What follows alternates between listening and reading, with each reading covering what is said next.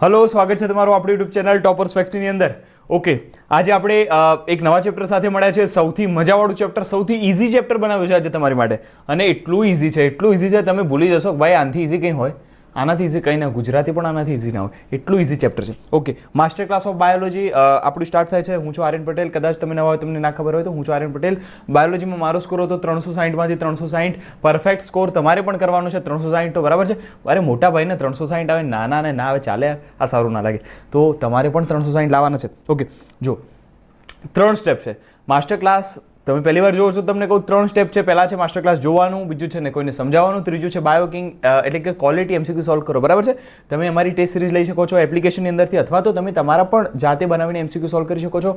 ઇંગ્લિશમાં કોઈ બુક તમને ગમતી હોય, ઇંગ્લિશમાં થોડીક સારી એવી બુકો છે, પણ ગુજરાતીમાં મને નથી લાગતું કોઈ હજુ સુધી સારી બુક હોય, તો તમે તમારી રીતે સોલ્વ કરી શકો છો ઇંગ્લિશમાંથી, જો તમે ટેસ્ટ સિરીઝ નથી લેતા તો. નહીં તો હું તમને રિકમેન્ડ કરીશ કે બે ઝીઝક ટેસ્ટ સિરીઝ લો, અને ખાસ કરીને 21 તારીખથી લઈને 30 તારીખ વચ્ચે જે તમને ટેસ્ટ મળશે, એક ટેસ્ટમાં 90 એમસીક્યુ હશે, એટલે લગભગ 360નો ટેસ્ટ હોય. 360ના 10 ટેસ્ટ એટલે લગભગ તમારા ગણો ને 3600 માર્ક્સનો ટેસ્ટ થાય ટોટલ જોવા જઈએ તો, એટલે કે 900 એમસીક્યુ થાય. આ 900 એમસીક્યુ એવા એમસીક્યુ છે જે ચુનિંદા એમસીક્યુ, જેમ કે કેવું હોય, તમને અત્યારે હું કહું કે આ ચેપ્ટર છે, આમાંથી ક્યાં એમસીક્યુ આવશે, તો હું તમને અત્યારે લખીને આપું છું. અર્ધીકરણનું જે ટોપિક છે એમાં એક પેજ જ છે, પૂર્વાવસ્થા 1. હવે આ પૂર્વાવસ્થા એક એટલી તમને ખ્યાલ છે કે પૂર્વાવસ્થા એટલી વાર પૂછાય છે એમસીક્યુ, એટલી વાર એટલે કેટલી વાર કે એના વગર પેપર ના હોય. તો એવા ઘણા ટોપિક છે કે 90માંથી ફિક્સ અમુક ક્વેશ્ચન તો પૂછ. આ એવા ટોપિક છે કે જે વારે ઘડીએ રિપીટ થતા હોય. બાયોલોજીમાં કેવું છે, 2 એનસીઆરટી છે, એમાંથી ફેરવીને કેટલું પૂછશે, તો એ અમુક ટોપિક છે કે જેમાંથી એમસીક્યુ આવે છે. તો ખાસ કરીને એવા એમસીક્યુના જોડકા અમે આપીશું એ ટેસ્ટમાં, એવા એમસીક્યુના પેલા કારણ વિધાનવાળા એમસીક્યુ તમારે ખાસ સોલ્વ કરવાના છે. ભૂલ્યા વગર એ લાસ્ટ 10 જે ટેસ્ટ પેપર છે તમારે સોલ્વ કરવાના જ છે. ઓકે, એપ્લિકેશનની અંદર તમને મળી રહેશે.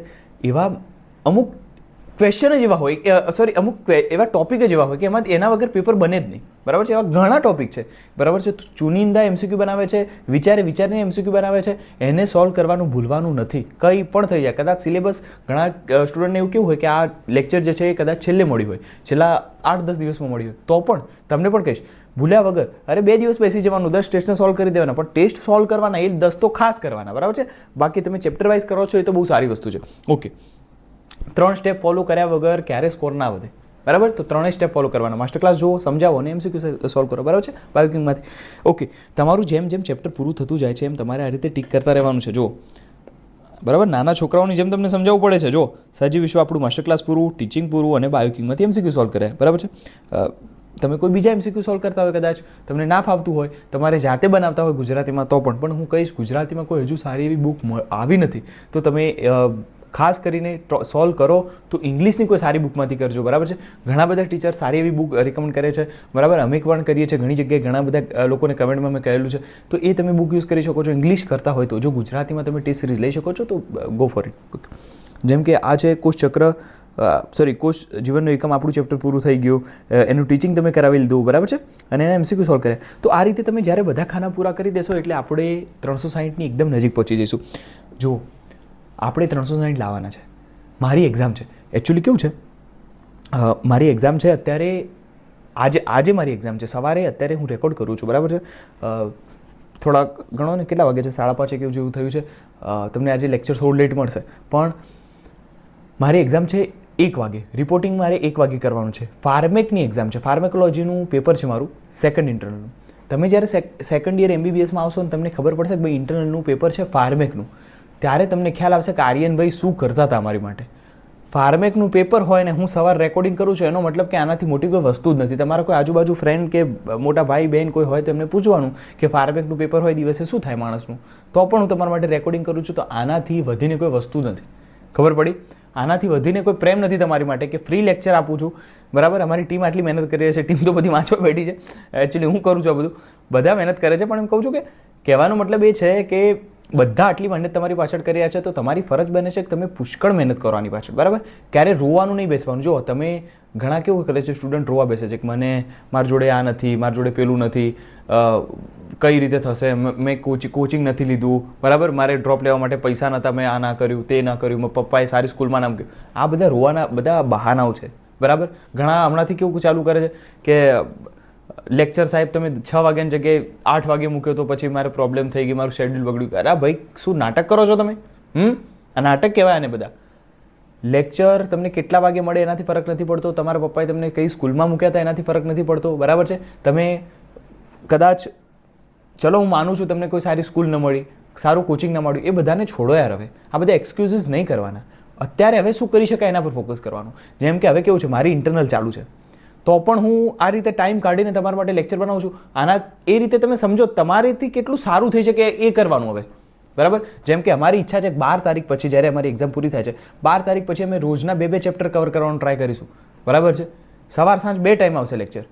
તો તમારે પછી એ જોઈ લેવાના, બરાબર. ક્યારે એવું ગભરાવાનું નહીં કે સિલેબસ પૂરો થશે કે નહીં, બરાબર. કેમેસ્ટ્રી ફિઝિક્સ પૂરું કરી શકીશ કે નહીં, બધું થશે. તમારે પૂરેપૂરું તમારે મહેનત જાતે કરવાની છે, બરાબર છે. અમે બધા પૂરેપૂરો સપોર્ટમાં બેઠા છીએ. તમારાથી જેટલી થઈ શકે મહેનત કરો, સપોર્ટ જોઈએ એટલે અમે બેઠા છીએ. ઓકે, હવે આજનું ચેપ્ટર છે કોષ ચક્ર અને કોષ વિભાજન. એના તરફ જતાં પહેલાં કોઈ નવા હોય એમને ખ્યાલ ના હોય તો TF by આર્યન પટેલ અમારું એપ્લિકેશન છે, તમે ડાઉનલોડ કરી શકો છો, બરાબર છે. આ અમારા સ્ટાર છે. આ બધા ગઈ વખતનો ટેસ્ટ હતો કોષ જીવનનો એકમ, એની અંદર આ લોકોએ શું પરફોર્મ કર્યું છે યાર. આ જો આ સંજના જે છે, સૌથી પહેલાં તો આ 12 લોકો તમે જોઈ લો, બરાબર છે. એકબીજા સાથે કોમ્પિટિશનમાં જોયા છે આ લોકો, બધાને મેં જોયા છે પરફોર્મન્સ, કેટલી વાર ટેસ્ટ આપ્યા, બરાબર. હવે કેવું છે આપણી એપ્લિકેશનમાં સિસ્ટમ છે કે ફર્સ્ટ જે અટેમ્પ આપો ને એ જ ગણાય છે, નહીં તો પછી બધા વારે ઘડીએ જોઈને સેકન્ડ થર્ડ અટેમ્પમાં રેન્ક લાવી દે. તો ફર્સ્ટ અટેમ્પ જ ગણાય છે. આ બધાનો ફર્સ્ટ અટેમ્પમાં આટલા સારા માર્ક્સ છે. એક MCQથી બધા આગળ પાછળ છે, પણ બધા માટે જોરદાર આમ તાલીઓ પાડવાની ઈચ્છા થાય છે કે આટલી બધી મસ્ત મહેનત કરી છે તમે. જો આખું વર્ષ હોત ને આપણી જોડે, આખું વર્ષ હોત ને તો આપણે છે ને ઓપ્શન જ નથી કે 360થી નીચે આવી શકે, બરાબર. એટલું મસ્ત મહેનત કરી હોત. પણ હવે વાંધો નહીં, આપણે ઓછા ટાઈમમાં 360 લાવી. જેમ કે આ સંજના છે, એને પહેલું ફર્સ્ટ રેન્ક આવે છે. અમારી ટીમે એમને કોલ કર્યો હતો અને પછી અમે એડ્રેસ લીધો છે વગેરે, અને એમને ગિફ્ટ કંઈક મોકલી દઈશું, બરાબર છે. મુશેબ ગુમરા, બરાબર છે. આ સૌથી સારા વ્યક્તિ કે જે અમારી ચેનલ પર સૌથી વધારે કમેન્ટ કરે છે. વારે ઘડી એમની બહુ સારી મીઠી મીઠી કમેન્ટ હોય છે. હું વાંચું છું, મારી ટીમ બધા મને કહેતા હોય છે, સ્ક્રીનશોટ પાડીને મોકલે, મારું ગ્રુપ છે એની અંદર, કે ભાઈ આને કેટલી મસ્ત કમેન્ટ કરે છે. બહુ સારા માણસ છે. સૌથી પહેલાં સ્ટાર્ટ કર્યું, અમે લોન્ચ કર્યું ત્યારથી એમની સારી એવી કમેન્ટ આવતી રહે છે. તમે 1-2 કમેન્ટ કરો ને તો શું યુટ્યુબ આ બધા બીજા લોકોને રિકમેન્ડ કરે. તો તમારે 1-2 કમેન્ટ કરી લેવાની, 1-2 લાઇક કરી દેવાની. યાર લાઇક કરવામાં શું છે, યુટ્યુબ બીજા લોકોને મોકલી. સબસ્ક્રાઇબ કરો ના કરો, બરાબર છે, કરો તો તમારા માટે છે. તમારે એવું હોય ને તો બધી લાઇકો પાછી લઈ લેવાની જ્યારે તમારું એક્ઝામ પૂરી થઈ જાય, બરાબર છે. જ્યારે તમારી એક્ઝામ પૂરી થાય અનસબસ્ક્રાઇબ કરી દેવાનું. એનાથી કે અમને ફરક એનાથી પડે છે જેટલા લોકોને પહોંચી શકે ત્યાં સુધી તમારા 1-2 ફ્રેન્ડને કહો. જો આ જે છે એ ટોપર છે અમારા સંજના. બધા આ જેમ કે શાશ્વત, સત્યપાલ છે, એ ગઈ વખતે ફર્સ્ટ રેન્ક હતા. તો એકબીજા સાથે બધા મહેનત કરતા રહે છે. આ ગ્રેસીને પણ સારા એવા માર્ક્સ, એ બધા મહેનતુ છોકરાઓ છે. હું જોઉં છું, તમને લાગે છે હું નથી જોતો, પણ હું જોઉં છું, ટીમની સાથે હું પણ જોતો હોઉં છું, બરાબર છે. તો બધા બહુ સારી મહેનત કરે છે, બરાબર. બધાના મેં પર્સનલી આ 12ના તો મેં બધાના સ્કોર જોયા છે. તમારે પણ આ રીતે સ્કોરમાં નામ લાવવાનું છે. બધા કોમ્પિટિશન કરો એપ્લિકેશનની અંદર, ગ્રુપની અંદર, બધા ભણવાની વાતો કરો, બરાબર. એકબીજા સાથે જોડાયેલા રહો. કદાચ લેટ થઈ શકે છે, આપણે સિલેબસ પૂરો કરવામાં લેટ થઈ શકે છે. તમને કોઈ એક્ઝામિનર એવું નહીં પૂછે કે ભાઈ તે 11માં ચેપ્ટર ભણ્યું હતું કે હમણાં 11 દિવસ પહેલાં. એને ખાલી તમારા આન્સરથી ફરક પડે છે કે આ આન્સર આવ્યો કે નહીં, સાચો આન્સર છે કે નહીં. એને એ બિલકુલ નથી ફરક પડતો કે 11 દિવસ પહેલાં વાંચ્યું હતું કે તમે પછી 11માં ભણ્યા હતા, બરાબર. તો ભૂલ્યા વગર શું કરવાનું છે, 12 દિવસ એટલે 12 તારીખ સુધી થોડો પેશન્સ રાખો, બરાબર છે. એક્ઝામ પૂરી થાય પછી આપણે દોડી દઈશું, ખૂબ જોરદાર ધમાલ મચાવી દઈશું, બરાબર છે. 12 તારીખ સુધી કદાચ કેવું છે, મારે તમને લેક્ચર આપવું છે કાલે, નથી આપી શકતા કારણ કે મારે પેથોની એક્ઝામ છે. હું આપીશ, ટ્રાય કરીશ પૂરેપૂરો, નથી આપી શકતો. ગભરાવાનું નહીં, કેમેસ્ટ્રી ફિઝિક્સ પર ફોકસ કરો, બરાબર છે. જે તમે કદાચ બાયોલોજીમાં થોડું વાંચ્યું છે એના પર ફોકસ કરો. મારી ઈચ્છા એવી છે, ફ્રીમાં એક તો લેક્ચર આપીએ છે. અમારો એટલો ટ્રાય છે યાર, આના માટે તમને ખબર નથી મેં કેટલા પૈસા લગાવ્યા છે. આ બધું સેટઅપ જોવો છો તમે, આ બધું જોવો છો, એના માટે બહુ પુષ્કળ પૈસા લાગે છે. કંઈ 50,000 લાખ રૂપિયામાં બધું ના થાય, બરાબર છે. બહુ પૈસા લગાવી દે છે. તમે બધા જેટલા જોવો છો ને, બધા 5,000 રૂપિયા આપે ને, જેટલા પણ સ્ટુડન્ટ જોયો છે યુટ્યુબ પર, તો પણ ના થઈ શકે એવી વસ્તુ છે આ બધી. પણ અમે કોઈ કોર્સ નથી વેચતા, અમારે કોઈ બિઝનેસ નથી કરવો. અમારે ખાલી એટલી ઈચ્છા છે કે બધા મસ્ત રીતે ભણે, બરાબર. એ માટે એપ્લિકેશન પણ એ માટે બનાવડાવ્યું. એટલે અમે કહેવાનો મતલબ એટલો છે કે જેટલી અમે મહેનત કરી છે એનો ફાયદો ઉઠાવો. આને આ રીતે જવા ના દો. લેક્ચર આવે છે આખું જુઓ, એને સમજાવો, MCQ આપો. ટેસ્ટ સિરીઝ નથી લેતા તો વાંધો નહીં યાર, તમે તમારી રીતે MCQ બનાવો ને એને સોલ્વ કરો, પણ કરવાના છે. છેલ્લે સુધી MCQ આપો, ક્યારેક ગભરાઈ નહીં જવાનું. ઘણા સ્ટુડન્ટ એવું વિચારે છેલ્લો મહિનો હવે બધું પતી ગયું, હવે કંઈ ના થાય. કેમ ભાઈ, એવું કેમ ના થાય?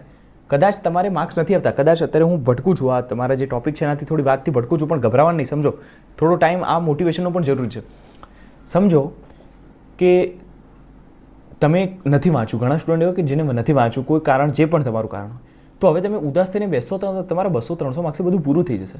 પણ જો તમે એવું વિચારો છો કે મારે 12થમાં થોડા ચેપ્ટર મને કેમિસ્ટ્રીના આવડતા હતા એને થોડા સાઈડ કરું, 11થના થોડા આવડતા હતા સાઈડ કરું, આ બધા ચેપ્ટરને મસ્ત રીતે પાછા તૈયાર કરી લઉં કે આટલા મને આવડતા હતા. 20 ચેપ્ટર છે તમારા આખા સિલેબસની અંદર કેમિસ્ટ્રીમાં, તો તમને 7, 8, 10 તો આવડતા હશે ને, કંઈક તો આવડતું છે ને, જે પણ આવડતા હોય એટલાને મસ્ત પાવરફુલ કરી નાખો. ફિઝિક્સમાં તમને કંઈ ના આવડે તો મોડર્ન ફિઝિક્સ છે, 4 ચેપ્ટર છે, થોડાક 1-2 બીજા સાદા સિમ્પલ ચેપ્ટર છે, એવા લઈને એને તૈયાર કરી નાખો. બાયોલોજી આખું કરી નાખો, બરાબર છે. એનાથી ફરક નથી પડતો. બાયોલોજી હું તમને કહું છું ઓછી મહેનતે પુષ્કળ માર્ક્સ છે. આ છેલ્લા 12 તારીખ પછીના આપણા 20 દિવસ છે એની અંદર પુષ્કળ મહેનત કરો, બધી માસ્ટર ક્લાસ જુઓ, MCQ બધા સોલ્વ કરો, બરાબર છે. પહેલાં મેજર ટેસ્ટ આપો 10, આ પછી તમારા સ્કોર કેમ બૂસ્ટ ના થાય યાર? બાયોલોજીમાં તમારા પૂરા આવે. ચલો હું તો કહું છું તમે એવી ઓછી મહેનત કરી શકે, બરાબર, પૂરી ના કરી શક્યા તો બાયોલોજીમાં સૌથી સારો સ્કોર જે પણ પોસિબલ છે એ તમારો આવે. હું તો કહું છું 360 જ આવે, બરાબર છે. એના પછી તમારા કેમિસ્ટ્રી ફિઝિક્સમાં વધારે નહીં પણ તમે 150 સુધી લાવે, તમારા ચલો 450-500 સ્કોર થાય છે તો પણ તમને આગળ કદાચ અટેમ્પ્ટ લેવો હોય ને તો પણ તમને પ્રોપર ઉત્સાહ હોય યાર. ખબર પડી? આ ઉત્સાહ જરૂરી છે, કોન્ફિડન્સ જરૂરી છે. તો ક્યારે હથિયાર નહીં મૂકવાના. ખબર પડી? અને જો કદાચ તમે તમારો અત્યારે સ્કોર 350-400 આવી શકે છે અત્યારના મેજર ટેસ્ટમાં, કદાચ તમે આપતા હોય તો પછી ડરવાની ક્યાં જરૂરત છે યાર? મહિનો પડ્યો છે, જંપલાવી દો. કેમ ના આવે? બરાબર ને? આવે જ. કોઈ ફરક નથી પડતો કે તમે પહેલાં કેટલી મહેનત કરી હતી. જો છેલ્લો મહિનો તમે નથી વાંચતા તો છેલ્લો મહિનો તો વાંચવાનો, આનો તો ફાયદો ઉઠાવવાનો છે. બીજા બધા સાહેબો બીજા બધાને ડરાવે, એ બધા ભલે ડરતા, આપણે નહીં ડરવાનું. ઓકે ઓકે, આ જુઓ તમે જોઈ શકો છો, આ જે QR છે એને સ્કેન કરીને એપ્લિકેશન ડાઉનલોડ કરી શકો છો. જો નવા હોય તો, જો તમે આઈફોન યુઝ કરતા હોય તો તમારે ક્લાસ પ્લસ એપ્લિકેશન ડાઉનલોડ કરવાનું રહેશે અને ORG કોડ નાખશો MJX MFL તો તમારું ઓપન થઈ જશે. ઓકે, આ બધી વસ્તુઓ સાઈડની છે, આ જોઈ લો એકવાર ફટાફટ. કોઈ ક્વેરી હોય તમારે એપ્લિકેશનમાં ના સમજાજો તો આ ટીમ છે એને તમે કનેક્ટ કરી શકો છો. ઓકે, હવે આપણું ચેપ્ટર ચાલુ થાય, સૌથી ઇઝી ચેપ્ટર છે કોષ ચક્ર અને કોષ વિભાજન. આ ચેપ્ટર કહેવા શું માંગ્યો છે યાર? સૌથી પહેલી વસ્તુ એક સીધી સાદી વસ્તુ, કોષ એટલે ખબર પડે. કોષ એટલે એવી વસ્તુ કે જ્યારે તમે કોઈ પણ અંગ લો, સમજો કે મારો હાથ છે, મારો પગ છે, મારું આંખ છે, મારા કાન છે, નાક છે, એને તમે ઝૂમ કરશો. સમજો કે આ ગાલનો એક ભાગ છે અને તમે ટુકડો તોડ્યો, કે આર્યનભાઈ થોડું ગાલ લાવો તો મારો ટુકડો તોડી લે, અહીંથી ટુકડો બનાવો તમે તોડ્યો, એને તમે સ્લાઇડમાં મૂક્યો, માઇક્રોસ્કોપમાં ઝૂમ કરશો તો ગોળ કે ચોરસ એવા કોષ દેખાશે. ખબર પડી? તો કોષ આપણે સમજી ગયા, આને કહેવાય કોષ. આ એક કોષના 2 કોષ થાય કે કેમ કરવા પડે? સમજો કે તમે નાના હતા એટલે આવડા નાના હતા, હવે તમે કેવડા મોટા થઈ ગયા, જુઓ તો કરાયા તમે દર્પણમાં, કેવડા મોટા, આટલા મોટા માણસ થઈ ગયા, બરાબર. નાના આવડા હતા, તમારા મમ્મીને પૂછો તમે આવડા હતા હમણાં થોડા વર્ષ પહેલાં, હવે આવડા મોટા થઈ ગયા. કેમ થઈ ગયા? કારણ કે તમે સમજો તમારું માથું આવડું હતું, હવે આવડું મોટું. હવે જો એનો મતલબ એ મતલબ છે તમારા આંગળી જોજો, પહેલાં નાની હતી, હવે મોટી. એનો મતલબ કે એક કોષમાંથી 2, 2નાથી 4, 4નાથી 8 કોષો વધતા ગયા. કરોડો કોષોમાંથી અબજો કોષો. આ કોષો વધ્યા કઈ રીતે? Okay, 1 minute. હા, શું થાય છે?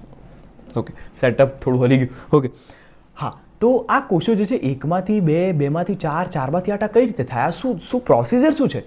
આને કહેવાય કોષ ચક્ર અને કોષ વિભાજન. હવે કેવું છે, તમને જોશો તમે સ્કૂલમાં બાયોલોજી ભણાવવાનો મારો ઈરાદો જ આ છે કે સ્કૂલમાં થોડું સારું ભણાવતા શીખે સાહેબો, બરાબર. મને કોઈ દરેક શિક્ષક માટે રિસ્પેક્ટ છે, પણ તમારા માટે વધારે પ્રેમ છે, કારણ કે સ્ટુડન્ટને બધા શિક્ષકો કેવું શીખવાડે? અંતરાવસ્થા હોય છે, એસ તબક્કો હોય છે, જીવન તબક્કો, G2 તબક્કો, આમાંથી ભાજના અવસ્થામાં.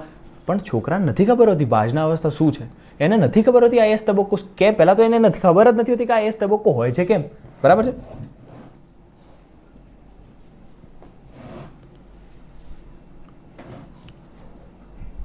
ઓકે, તો એમને છોકરાઓને નથી ખબર હોતી કે આ તબક્કાઓ હોય છે કેમ, શું છે, કોષ ચક્ર જ નથી ખબર હોતી છોકરાઓને. તો પહેલી વસ્તુ આપણને એટલી ખબર હોય છે કે એક કોષમાંથી જ્યારે 2 કોષ બને તો આને કહેવાય એક પ્રકારનું કોષનું વિભાજન.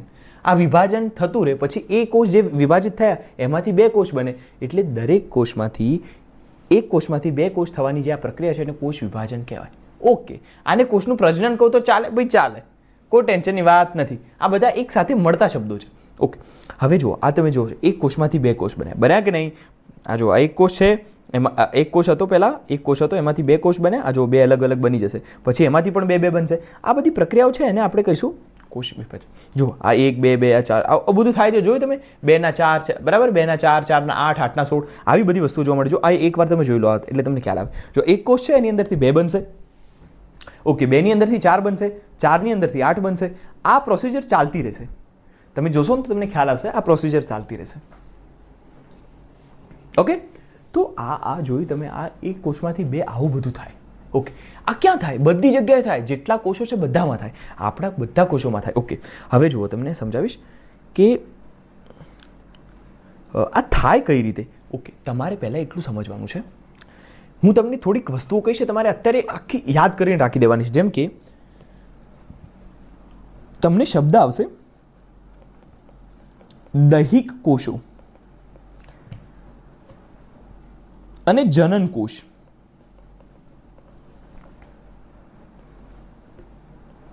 તમને પૂછશે કે દૈહિક કોષ અને જનન કોષ આ શું છે ભાઈ? દૈહિક કોષ અને જનન કોષ, જો સીધી ભાષામાં સમજાવું, આવા શબ્દો ગભરાવાના નહીં, આને તોડી દેવાના. શબ્દોને શું કરવાના? તોડવાના. જેમ કે દૈહિક કોષ. જો એક વસ્તુ કહું, આ બધા ચેપ્ટર થોડા લાંબા છે કેમ કે આની અંદર કોન્સેપ્ટ છુપાયેલા છે. પછી આપણે હ્યુમન ફિઝિયોલોજી તરફ જઈશું, એકદમ ઇઝી બધા ચેપ્ટર ફટાફટ પતતા જશે. તમે સિલેબસનું ટેન્શન ના લો, બરાબર છે? સિલેબસનું ટેન્શન ના લો. હું અત્યારે જોવા જાઉં ને તો મારે અત્યારે આવવાનું હતું આ બધા લેક્ચર લેવા માટે. મારે સીધું 12 તારીખે આવવાનું, કારણ કે મારી એક્ઝામ ચાલુ છે. પણ તમે ડરી ના જાઓ. તમે કેવું આ ટાઈમમાં થોડા છોકરાઓ ગભરાઈ જાય, તમે ગભરાઈ ના જાઓ એ માટે હું લેક્ચર લઉં છું. એટલે તમે આનો થોડોક ફાયદો ઉઠાવો, થોડું પેશન્સ રાખો, ગભરાવાનું નહીં, બરાબર? અમે કદાચ લેટ હોઈએ, શુક્રવારનું લેક્ચર શનિવારે આવે, એક દિવસ ના આવે તો ગભરાવાય નહીં, બરાબર છે? જો દૈહિક કોષ જે છે, બીજું એટલે હું વાત શું કરતો એ માટે કરતો હતો કે તમે કદાચ એવું ના ગભરાઈ જતા ચેપ્ટર પૂરા નહીં થાય તો શું થશે, કદાચ 5 ચેપ્ટર જ પૂરા થાય, બધા થશે, આપણે બધા પૂરા કરવા છે. ઓકે, તો તમારે એમાં ડરવાનું નહીં. જો દૈહિક કોષ એટલે શું? દૈહિક કોષ એટલે શબ્દ તોડવાનો. દૈહિક એટલે શું? દૈહિક એટલે શરીર. સમજો, દેહ એટલે શરીર, ખબર પડે કે નહીં? તો શરીરમાં જેટલા કોષો આવે બધાને દૈહિક કોષો કહેવાય. આ કાનનો કોષ કેવો કહેવાય? દૈહિક કોષ. નાકનો કોષ કેવો કહેવાય? દૈહિક કોષ. આંખનો દૈહિક કોષ, ગાલનો દૈહિક કોષ, હાથ દૈહિક કોષ, પગ દૈહિક કોષ, આંગળીઓ દૈહિક કોષ. બધા દેહ બનાવે, બધા દૈહિક કોષ. તો તમને ખબર પડી, શરીર બનાવે એ બધા દૈહિક કોષ. તો અહીંયા લખું તો ચાલે ભાઈ કે શરીર જે છે એમાં જેટલા આપણને દેખાય બધા દૈહિક કોષો છે, બધા દૈહિક કોષો છે. ઓકે, તો આની અંદર કોઈ નામ ખરા કે સાહેબ? આ જનન કોષોમાં કોઈ ખરા? હા, જનન કોષોમાં ખાલી 2. એકનું નામ છે શુક્રકોષ, પપ્પામાંથી આવે શુક્રકોષ, અને મમ્મીમાંથી આવે અંડકોષ. તો શુક્રકોષ અને અંડકોષ આ 2 એવા કોષો છે, શુક્રકોષ અને અંડકોષ આ 2 એવા કોષો છે કે જે જનન કોષ કહેવાય. ઓકે, તમને ખબર પડી ગઈ. તો તમે કહેશો આર્યનભાઈ આમાં ફરક શું? ખબર કઈ રીતે પડે કે આને નામ કેમ આવા કેમ આપે? કારણ કે જનન કોષ એ જનન કરાવે, મમ્મીમાંથી આવેલો અંડકોષ, પપ્પામાંથી આવેલો શુક્રકોષ, આ બંને મળીને ઝાયગોટ બનાવે. શું બનાવે? ઝાયગોટ. સમજો કે મમ્મીનો અંડકોષ છે અને પપ્પાનો શુક્રકોષ છે, જ્યારે મળે એટલે ઝાયગોટ બનાવે, જેને કહેવાય એવો કોષ. ઝાયગોટ એટલે એવો કોષ કે જેની અંદરથી આખું બાળક બનશે. તો આ બધી વસ્તુઓને ખાલી સીધી રીતે ખાલી શબ્દોના માધ્યમથી સમજવાની. દૈહિક કોષ એટલે દેહ બનાવે અને જનન કોષ એટલે નવું જનન કરે. આટલું ખબર પડી? આટલું ખબર પડી. ઓકે, હવે હું તમને શું કહીશ, આ યાદ રાખવાનું.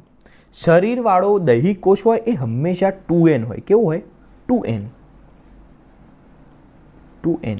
ઓકે, અને જે જનન કોષ છે એ હંમેશા n હોય. કેવો હોય? n. તમે કહેશો આ n એટલે શું? આ n નો મતલબ શું? હું તમને સમજાવું. અત્યારે ખાલી એટલું યાદ રાખો કે દૈહિક કોષ એટલે 2n, જનન કોષ એટલે n. ઓકે, સમજો કે આપણે એક કોષ લીધો, એની અંદર એક કોષ કેન્દ્ર છે. હું થોડું મોટું દોરું કોષ કેન્દ્ર, એટલે તમને અંદર વસ્તુઓ થોડી દોરવી છે ને તો તમને ખ્યાલ આવે. ઓકે, એની અંદર કેટલા રંગસૂત્રો હોય? બરાબર છે? તો એ હંમેશા સમજો કે હાથનો કોષ છે, કાનનો છે, નાકનો છે, દૈહિક કોષ છે. જો એ દૈહિક કોષ છે તો એની અંદર રંગસૂત્રો કેટલા હોય? તો એની અંદર કેટલા રંગસૂત્રો હોય ખબર છે? 46 રંગસૂત્રો હોય. કેટલા? 46. ઓકે, એટલે કે 2n રંગસૂત્રો હોય. 2n રંગસૂત્રો હોય. ક્યાં હોય, કેવા હોય, બધું બતાવીશ, ખાલી અત્યારે સાંભળવાનું છે. એ જ રીતે જ્યારે જનન કોષ હોય તો જનન કોષની અંદર સમજો કે એનું કોષ કેન્દ્ર હું દોરું છું, તો એની અંદર ફક્ત ને ફક્ત 23 જ રંગસૂત્રો હોય. કેટલા? 23. એટલે કે એને n કહેવાય. આટલું યાદ રાખી લો, ખાલી આટલું યાદ રાખી લો. આ કેમ આવે એ ચેપ્ટર પૂરું થશે એટલે તો બધું સમજાઈ જશે. દૈહિક કોષ એટલે શરીરના કોષો જે 2n હોય, જેની અંદર 46 રંગસૂત્રો આવેલા હોય. જ્યારે તમે જનન કોષો જેમ કે શુક્રકોષ અથવા તો અંડકોષ એ n હોય એટલે કે એની અંદર 23 રંગસૂત્રો આવે. બરાબર છે. જોડ શબ્દ ક્યારે યુઝ નહીં કરવાનો. ક્યારે પણ રંગસૂત્રો ભણતા હોય ત્યારે જોડનો ઉપયોગ નહીં કરવાનો. જોડ શબ્દ તમને કન્ફ્યુઝ કરે. ખાલી સાદો આંકડો બોલવાનો. જેમ કે દૈહિક છે તો 46 રંગસૂત્ર એટલે કે 2n, અને જ્યારે જનન કોષ છે ત્યારે n એટલે કે 23 રંગસૂત્ર. ઓકે, ચલો આટલું આવડી ગયું. ઓકે, તમે હોશિયાર માણસ છો યાર, મને ખબર છે તમારા જેટલો કોઈ હોશિયાર છે નહીં. ઓકે, હવે હું તમને સમજાવું કે આ શું હોય, આ સિસ્ટમ છે શું. જો આ એક કોષ છે, આ એનું કોષ કેન્દ્ર. આને આપણે વિભાજન કરવું છે તો શું થાય ખબર છે? પહેલાં તો ડાયરેક્ટ આમ કંઈ આ બેમાં વિભાજન ના પામી જાય ના. પહેલાં શું થાય ખબર છે? એ થોડું ખાઈ પી રસ બસ ભરીને મોટું બની જાય, એટલે કે કોષ રસ બોસ રસ ભરીને આવડો મોટો બની જાય. પછી એના બે ભાગ પડે. શું બે ભાગ પડે? જેમ કે એક આ ભાગ પડ્યો, આ એક બીજો પડ્યો. બરાબર છે. બંનેના કોષ કેન્દ્રો બની ગયા. ઓકે, તો આ કોષનું વિભાજન થયું, એકમાંથી બે થઈ ગયા. હવે આપણે આ કઈ રીતે થાય જોવાનું છે. શું થયું છે? કઈ રીતે થાય છે જોવાનું છે. સૌથી સિમ્પલ વસ્તુ છે. આનાથી સિમ્પલ કોઈ ચેપ્ટર નથી. આખા તમે આખું ભણીને આમ શોધીને થાકી જશો ને તો આનાથી સિમ્પલ કોઈ ચેપ્ટર છે નહીં. કેવું છે? આના ભાગ પાડી દીધા. કઈ રીતે ભાગ પાડ્યા? આ વિભાજન હતું એની અંદર અમુક કોષની અંદર કોષ રસમાં, કોષ કેન્દ્રમાં અમુક બદલાવો થાય. આ બદલાવો જે થાય ને એના આધારે આ લોકોએ ભાગ પાડી દીધા. શું કર્યું? ભાગ પાડી દીધા. ઓકે, હવે હું તમને સમજાવીશ કે આ કોષ ચક્ર હોય શું, એની અંદર કઈ રીતે બધું પ્રોસિજર થતી હોય. હાથે પહેલાં આપણે એકવાર કોષ શું છે એને થોડું ડિટેલમાં સમજી લઈએ. જેમ કે હું તમને સમજાવીશ. આપણે એક વાત કરી, એક કોષ લીધું. હવે જો અત્યારે જેટલું પણ હું ભણાવું છું એ બધું દૈહિક કોષમાં. દૈહિક કોષ એટલે જે શરીર બનાવે. શરીર બનાવે એટલે કે એની અંદર કોષ કેન્દ્રમાં 46 રંગસૂત્રો છે. કેટલા? 46 રંગસૂત્રો. કેટલા? 46 રંગસૂત્રો છે. ઓકે, અને આ બધી જે પણ પ્રક્રિયાઓ હોય દૈહિક કોષો, દૈહિક એટલે આ સમજો મને અહીંયા ચામડી પર વાગ્યું તો એક કોષ, થોડા ઘણા બધા કોષ નીકળી ગયા તો ત્યાં એક કોષ બે બનાવશે, 2 ના 4, 4 ના થઈને આ બધું ભરાઈ જશે. મસ્ત રીતે આમ પ્રોપર બધું ગોઠવાઈ જશે. આ જે કોષો બન્યા ને 1 ના 2, 2 ના 4, 4 ના 6, એ કઈ પ્રક્રિયાથી બન્યા? સંભાજન, સરખું વિભાજન થયું. ઓકે, દૈહિક કોષોની વાત હોય તો સંભાજનની વાત કરવાની. જ્યારે તમારે જનન કોષ બનાવવાનો હોય તો અર્ધીકરણ. આ અર્ધીકરણ એટલે શું? અડધા જેવું નહીં લાગતું કંઈ? હા, તો આ પ્રોસિજર અર્ધીકરણવાળી આપણે સેકન્ડ પાર્ટમાં લઈશું. બરાબર છે. અત્યારે આ પાર્ટની અંદર આપણે સંભાજનની વાત કરીશું. સંભાજન એટલે સરખું વિભાજન. બોલો મારી સાથે, સંભાજન એટલે સરખું વિભાજન. ઓકે, હવે આપણે આને સમજીએ. આ હોય શું? આપણે પહેલા એક કોષ દોરીએ છીએ. આ એક કોષ છે. ઓકે, આના કોષ કેન્દ્રમાં આપણે ગયા. સમજો કોષ કેન્દ્ર હું થોડુંક મોટું દોરું છું એટલે શું તમને ખ્યાલ આવે ભણવામાં. બરાબર છે. ઓકે, આ કોષ કેન્દ્ર છે. એની અંદર શું હોય? તો એની અંદર મેં તમને સમજાવ્યું હતું કે કોષ કેન્દ્રની અંદર ડીએનએ હોય. શું હોય? ડીએનએ. તો ડીએનએના આડા આવડા લાંબા તંતુઓ પડ્યા હોય. બરાબર છે. ઓકે, કેટલા પડ્યા હોય? મેં તમને હમણાં સમજાવ્યું કે દૈહિક કોષ હોય તો એમાં 46 હોય. કેટલા હોય? તમે કહો 46 તો રંગસૂત્રો હતા, ડીએનએ ક્યાં હતા? અલા ભાઈ, ડીએનએ જ્યારે ભેગું થઈ જાય ને ત્યારે જ રંગસૂત્ર બને. તો હું તમને બતાવું છું. આવી રીતે આમ 1 2 3 આ ગૂંચળામાં પડ્યા હોય પણ હું તમને ખાલી આ રીતે બતાવું છું. 4 5 આવા કેટલા? 46 પડ્યા હોય. કેટલા? 46. ઓકે, આવડી ગયું તમને? આટલું ખબર પડી ગઈ? તો તમે હોશિયાર છો યાર. ઓકે, ચાલો, આવા 46 પડ્યા હોય. હવે કેવું થયું? કોષ કે ભાઈ હવે સમય આવી ગયો છે, એક કોષની થી ચાલે નહીં, આપણે છે ને બે ભાગ પાડી દઈએ. એક કોષમાંથી આપણે કેવા બે કોષ બનાવી દીધા છે. હવે આગળ જઈને એક કોષમાંથી આપણે શું કરવું છે? 2 કોષ બનાવી દેવા છે. તો આ 2 કોષ બનાવવાશે તો શું કરવું પડશે? તો એની પ્રોસિજરને કોષ વિભાજન કહેવાય. શું કહેવાય? કોષ વિભાજન. પછી એ કોષો જે છે એ આગળ વધીને પાછા 2 કોષ બનાવે. આ જે પ્રક્રિયા ચાલતી રહીને કોષ ચક્ર કહેવાય.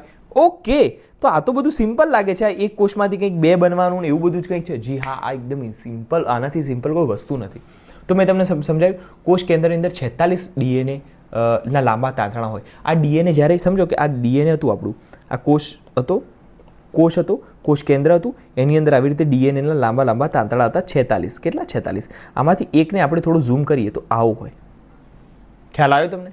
એને ભેગો કરી દો ને તો આવું બની જાય, આવું બની જાય. જો આવું આવું આવું આવું આવું બની જાય, આવું બની જાય. શું બની જાય? આવું. તો આને કહેવાય રંગસૂત્ર. તમે કહેશો આર્યનભાઈ આ ડીએનએને તમે ભેગું કરી દીધું તો રંગસૂત્ર બની ગયું, ખબર પડી ગઈ. પણ કોઈ પણ બુકમાં આવું રંગસૂત્ર નથી હોતું. રંગસૂત્ર તો કેવું હોય ખબર છે કે આવું હોય, આવું આ જો આવું આમ ચોકડી જેવું બનેલું હોય છે. તમે ભણાવ્યું, આ તો કંઈક ખોટું ભણાવી દીધું છે, આ તો કંઈક ખોટું આવી ગયું. તમે તો એક સીધું બતાવ્યું આવું કંઈક લાકડી, આ તો થોડું હોય રંગસૂત્ર. રંગસૂત્ર તો કેવું હોય ખબર છે? એક્સ જેવું. આ તમે દોર્યું એવું અત્યારે ફરીથી આ એક્સ જેવું હોય. તમારાથી ભૂલ થઈ ના? જો હું સમજાવું. એક કોષ છે, એને 2 બનવું છે, તો તમને શું લાગે છે એને ડીએનએ ડબલ નહીં કરવું પડે? હા, ડીએનએ ડબલ કરવું પડશે. તો તમે આ જોયું પહેલાં, આ જે ડીએનએ હતો ને, આ જો આ લાંબુ ડીએનએ ખરું ને, 1 2 3 એવા 46 હતા કે નહીં? 46 હતા ને? 46 હતા ને? એમાંથી આપણે એક બહાર કાઢીને આપણે જોયું હતું. અહીંયા જો આ બહાર કાઢીને આપણે એક જોયું લાંબુ. ઓકે, એને આપણે ભેગું કરી નાખ્યું એટલે બની ગયું હતું આ રંગસૂત્ર. પણ તમે કહેશો આ એક્સ આકારનું હોય છે. હા, એક્સ આકારનું કેમ હોય છે ખબર છે? આ જ્યારે સાદું સિમ્પલ જ્યારે કોષ વિભાજન ના થતું હોય ને ત્યારે ડીએનએ લાંબુ એક જ પડ્યું હોય છે. પણ જ્યારે કોષને એકમાંથી 2 થવાનું હોય ને એટલે આ ડીએનએ પણ ડબલ થઈ જાય યાર. તો ડીએનએ કેવું થઈ જાય? ડબલ. આવી રીતે ડબલ થઈ જાય. Double double double double. Okay, હા હવે સમજાયું. આ સેન્ટ્રોમિયર છે. ઓકે, હવે જ્યારે એને આપણે ભેગું કરી દઈએ ને, જ્યારે હવે આપણે આને ભેગું કરી દઈએ ને આમ ભેગું, ત્યારે આવું થઈ જાય. હા, રંગસૂત્ર હવે એક્સ જેવું દેખાયું. ખબર પડી? ચલો, કદાચ મારા ભાઈઓને ના ખબર પડી તો હું ફરીથી સમજાવી દઉં યાર, એમાં શું છે. આ એક કોષ હતો, કોષની અંદર કોષ કેન્દ્ર હતા, એમાં ડીએનએના લાંબા લાંબા તાંતણા પડ્યા હતા. બરાબર છે? એક સમય એવો આવ્યો કે કોષ કે હવે આપણે ડબલ થવું છે, એક કોષમાંથી 2 કોષ બનવા છે. બરાબર છે? ઓકે, તો એની માટે શું કરવું પડશે? તો કે પહેલાં એક કામ કરો, આ જે ડીએનએ છે ને એને આપણે ડબલ કરવું પડે. શું કરવું પડે? સમજો આ તો આવું હતું, આવું હતું, આવું પડ્યું, સેન્ટ્રોમિયર છે. એને આપણે જ્યારે ભેગું કરીએ ને તો રંગસૂત્ર બની જાય. જેમ કે ભેગું હું કરું છું, જો અને ભેગું કરીશ હું હમણાં, આ ભેગું કરીશ. હા, તો ભેગું કરું ને તો આવું બની જાય, આવું બની જાય. સોરી,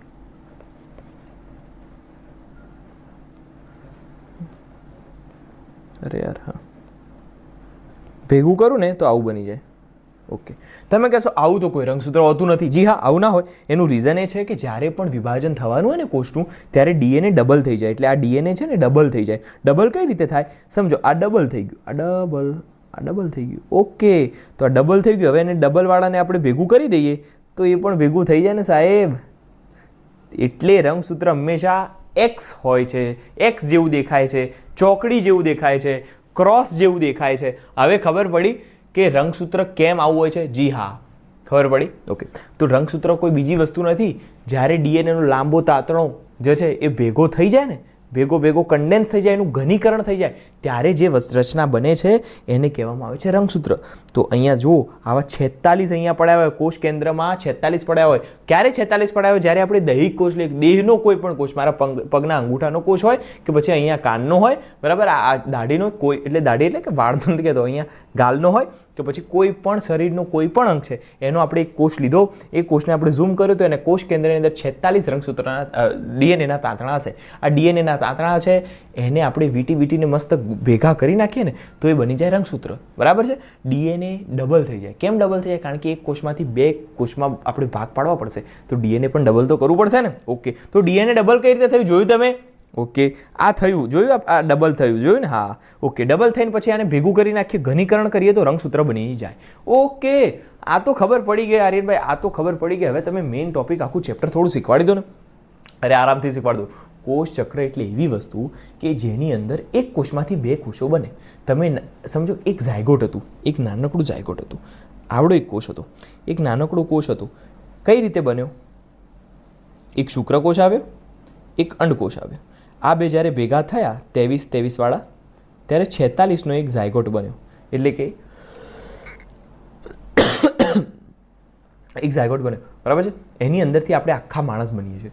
આ પ્રોસિજર પાછળ આવશે, આને અત્યારે તમારે ટેન્શન લેવાનું નહીં. અત્યારે ખાલી હું જે બોલું છું ખાલી તમારે સાંભળવાનું, એનું કહેવાનો મતલબ શું છે. ઓકે, તો આ જે 46 વાળું બન્યું, આ 46 વાળું કેમ બને? ઘણા છો હજુ કન્ફ્યુઝન હોય કે 23 46 છે. ટેન્શન નહીં લો, ચેપ્ટર પૂરું થશે ને એવું તમને બધું સમજાય છે. છેક સુધી જોડાયેલા રહો એટલે તમને ખ્યાલ આવે કેવું હોય છે, એક કોષમાંથી બે કોષમાં જવું હોય ત્યારે બધી વસ્તુઓ ડબલ કરવી પડે, તો ડીએનએ પણ ડબલ કરવું પડે. એમાં માણસો કન્ફ્યુઝ થઈ જાય. પણ આનાથી જેટલી રમત જેવી કોઈ ચેપ્ટર વસ્તુ જ નથી યાર. ઓકે, મારે તમને પહેલાં સમજાવવું પડશે. એક કોષમાંથી જ્યારે બે કોષમાં આપણે જઈએ છીએ ત્યારે ખાલી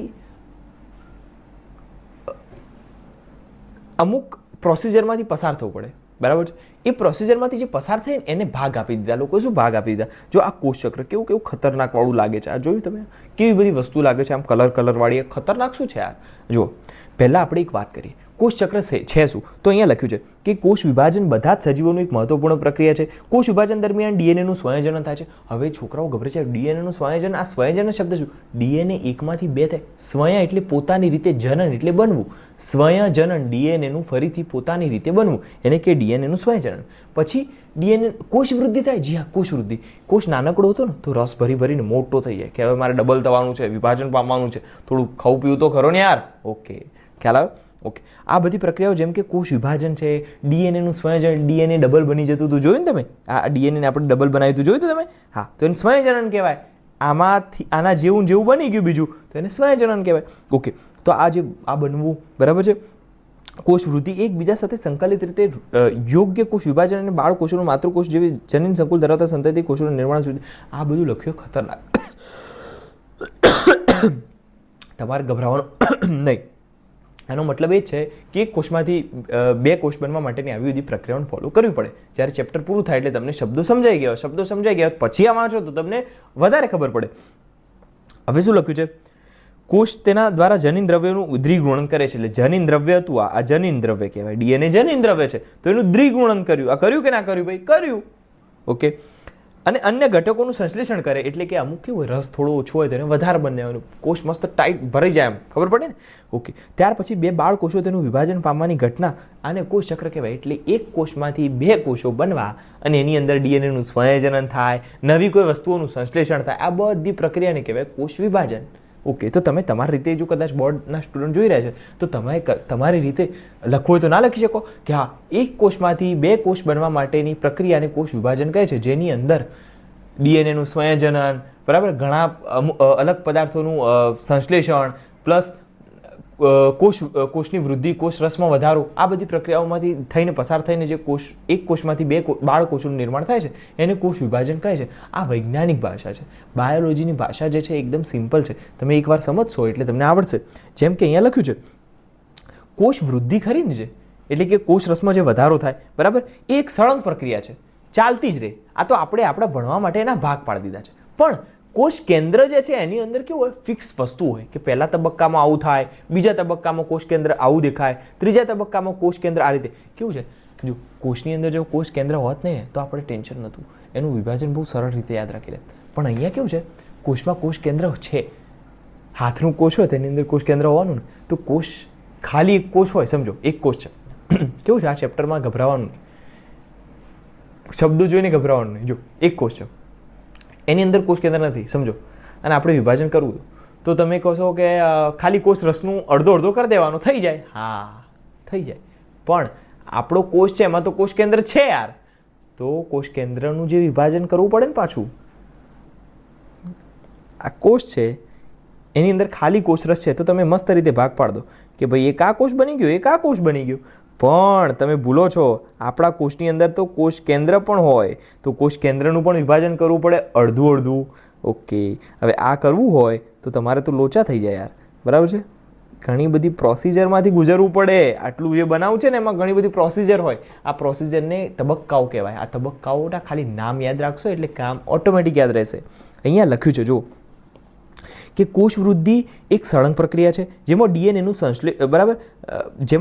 સંશ્લેષણ કોષચક્રના કોઈ વિશિષ્ટ તબક્કે થાય છે. એસ તબક્કામાં થાય. આ એસ તબક્કો શું છે, જીવન તબક્કો શું છે, સમજાવીશ. કોષ વિભાજન દરમિયાન દ્વિગુણિત રંગસૂત્રો જટિલ ઘટનાક્રમ દ્વારા બાળ કોષ કેન્દ્રમાં વિતરણ પામે છે. એટલે આનું ભલે આ લીટી તમને ભારે લાગતી પણ એનો કહેવાનો મતલબ એમ છે કે જ્યારે આપણા રંગસૂત્રો છે ને એ એક જટિલ પ્રક્રિયામાંથી ગુજરી અને પછી અડધા એટલે કે બંને બાળકોષોમાં આવી જાય છે. હવે આ વસ્તુ જે છે લાઈન એટલી ખતરનાક લખી છે ને છોકરું ટેન્શનમાં આવી જાય કે કોષ વિભાજન દરમિયાન દ્વિગુણિત થાય. દ્વિગુણિત એટલે 2 ગણું થઈ જાય. ઓકે, ડીએનએ અને પછી અમુક ઘટનાક્રમ એટલે કે અમુક તબક્કાઓને અનુસરી અને બંને બાળકોષોમાં આવી જાય છે. ઓકે, આ ખાલી પ્રસ્તાવના હતી, આમાં કોઈ ટેન્શનની વાત નથી. આખું ચેપ્ટર આવડે ને એટલે ખબર પડે તમને આ શું કહેવા માંગે છે. આ બધી ઘટનાઓ જનીનિક નિયંત્રણ હેઠળ હોય છે. હા, આ વસ્તુ લાઈન ઇમ્પોર્ટન્ટ છે. જનીનિક નિયંત્રણ એટલે જીનેટિકલી આ બધી ડિસાઇડેડ હોય, આના પછી આ થશે, આના પછી આ થશે, તો આવું ફિક્સ હોય છે. બરાબર છે? તો આ બધી ઘટનાઓ જે છે એ જનીનિક નિયંત્રણ હેઠળ હોય છે. ઓકે, તમે કહેશો આર્યનભાઈ આ તો પ્રસ્તાવના વાંચીને તો અમને એવું લાગ્યું કે કેટલા ભારે ભારે શબ્દો છે. જો, ભારે ભારે શબ્દો એ માટે છે કે તમને અત્યારે ખબર નથી તબક્કાઓ શું હોય. બરાબર છે?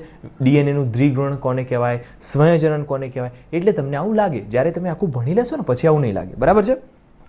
ઓકે, બોલો હા. ચલો હા, સરસ. જુઓ,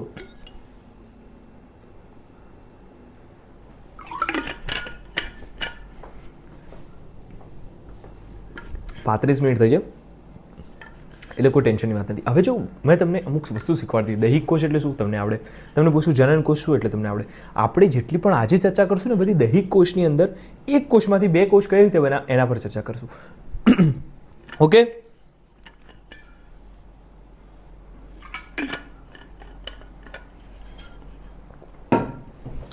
જો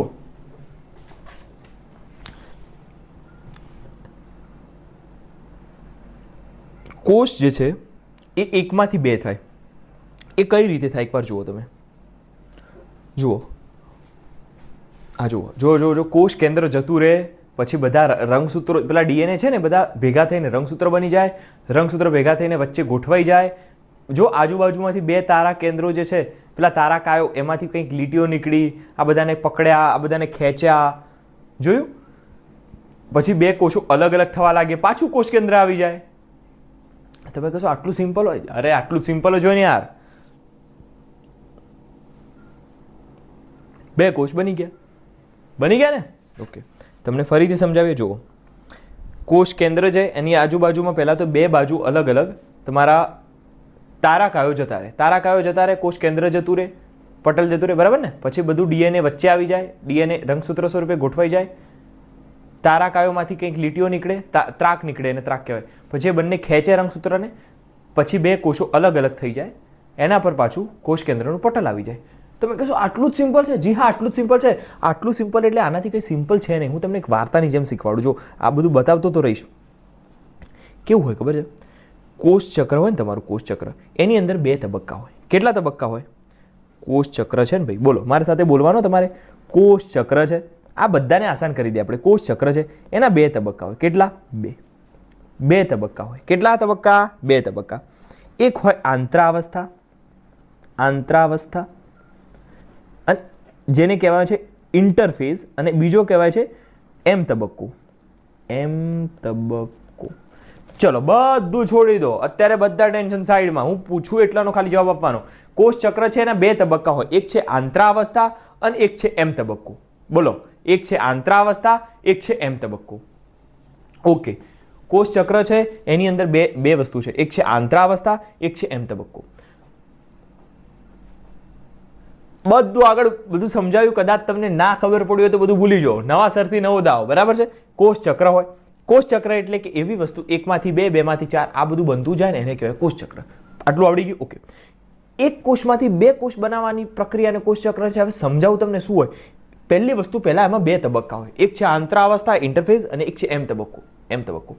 બરાબર છે? જેને માઇટોસિસ કહેવાય. ઓકે, આટલું ખબર પડી ને. આંતરાવસ્થા એટલે કેવો તબક્કો યાર? સાહેબને શીખવાડજો તમારા. બરાબર છે? મને તમે કહેશો કે આર્યનભાઈ તમે બધા સાહેબોની કેમ ડિસરિસ્પેક્ટ કરો છો?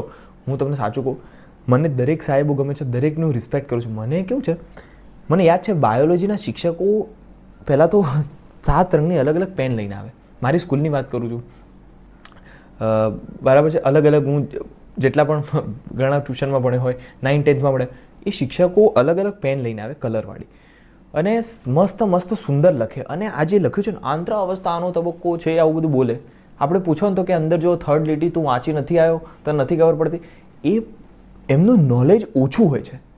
એમને ખાલી ગોખેલું હોય છે આ, એટલે નોલેજ એટલે કે એમને 50 બુકનું વસ્તુ એમને ખબર હોય છે, પણ એમને ખબર હોય છે ખાલી, એમને સમજાયેલું નથી હોતું.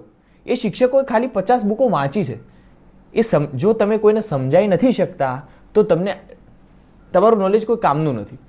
તો મારું એટલું કહેવું છે કે ઘણા બધા મોટા ભાગના શિક્ષકો એવું કરે છે, ટ્યુશનની અંદર ઘણી જગ્યાએ ટ્યુશનમાં જાઓ છો તમે, બરાબર છે, 2-2 કલાક તમે ટ્યુશનમાં જશો, શિક્ષકો ખાલી લખે જ છે, ખાલી લખે છે, અલગ અલગ કલરની પેનથી બોર્ડ સજાવે છે, તમે નોટ્સ ઉતારો છો, કદાચ તમને આવડી પણ MCQ પણ તમારો સાચો પડી જાય છે, પણ એ કાર્ય તમે સમજ્યા નથી હોતા. આજે હું તમને સમજાવીશ, અને હું એમ નથી કહેતો કે તમે જાતે પણ આ બધી વસ્તુ કરી શકો છો.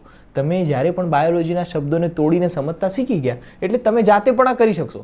આના માટે કોઈની જરૂર છે નહીં, બરાબર ને? તમે જાતે બધું કરી શકો છો. પણ હું તમને ખાલી શીખવાડું છું કે આ આંતરાવસ્થા છે શું, આ તબક્કો છે શું. કોષ ચક્ર એટલે એવી વસ્તુ કે જેમાં 1માંથી 2 કોષ થાય. આંતરાવસ્થા એટલે એવી વસ્તુ, સમજો એક કોષ છે, આ કોષ છે, એ કે મારે 1માંથી 2 થવું છે, બરાબર? એનું કોષ કેન્દ્ર 1માંથી 2 થવું છે.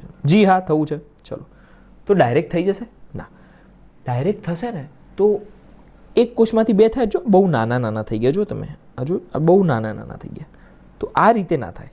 થાય કઈ રીતે તમને સમજાવું. એક કોષ છે,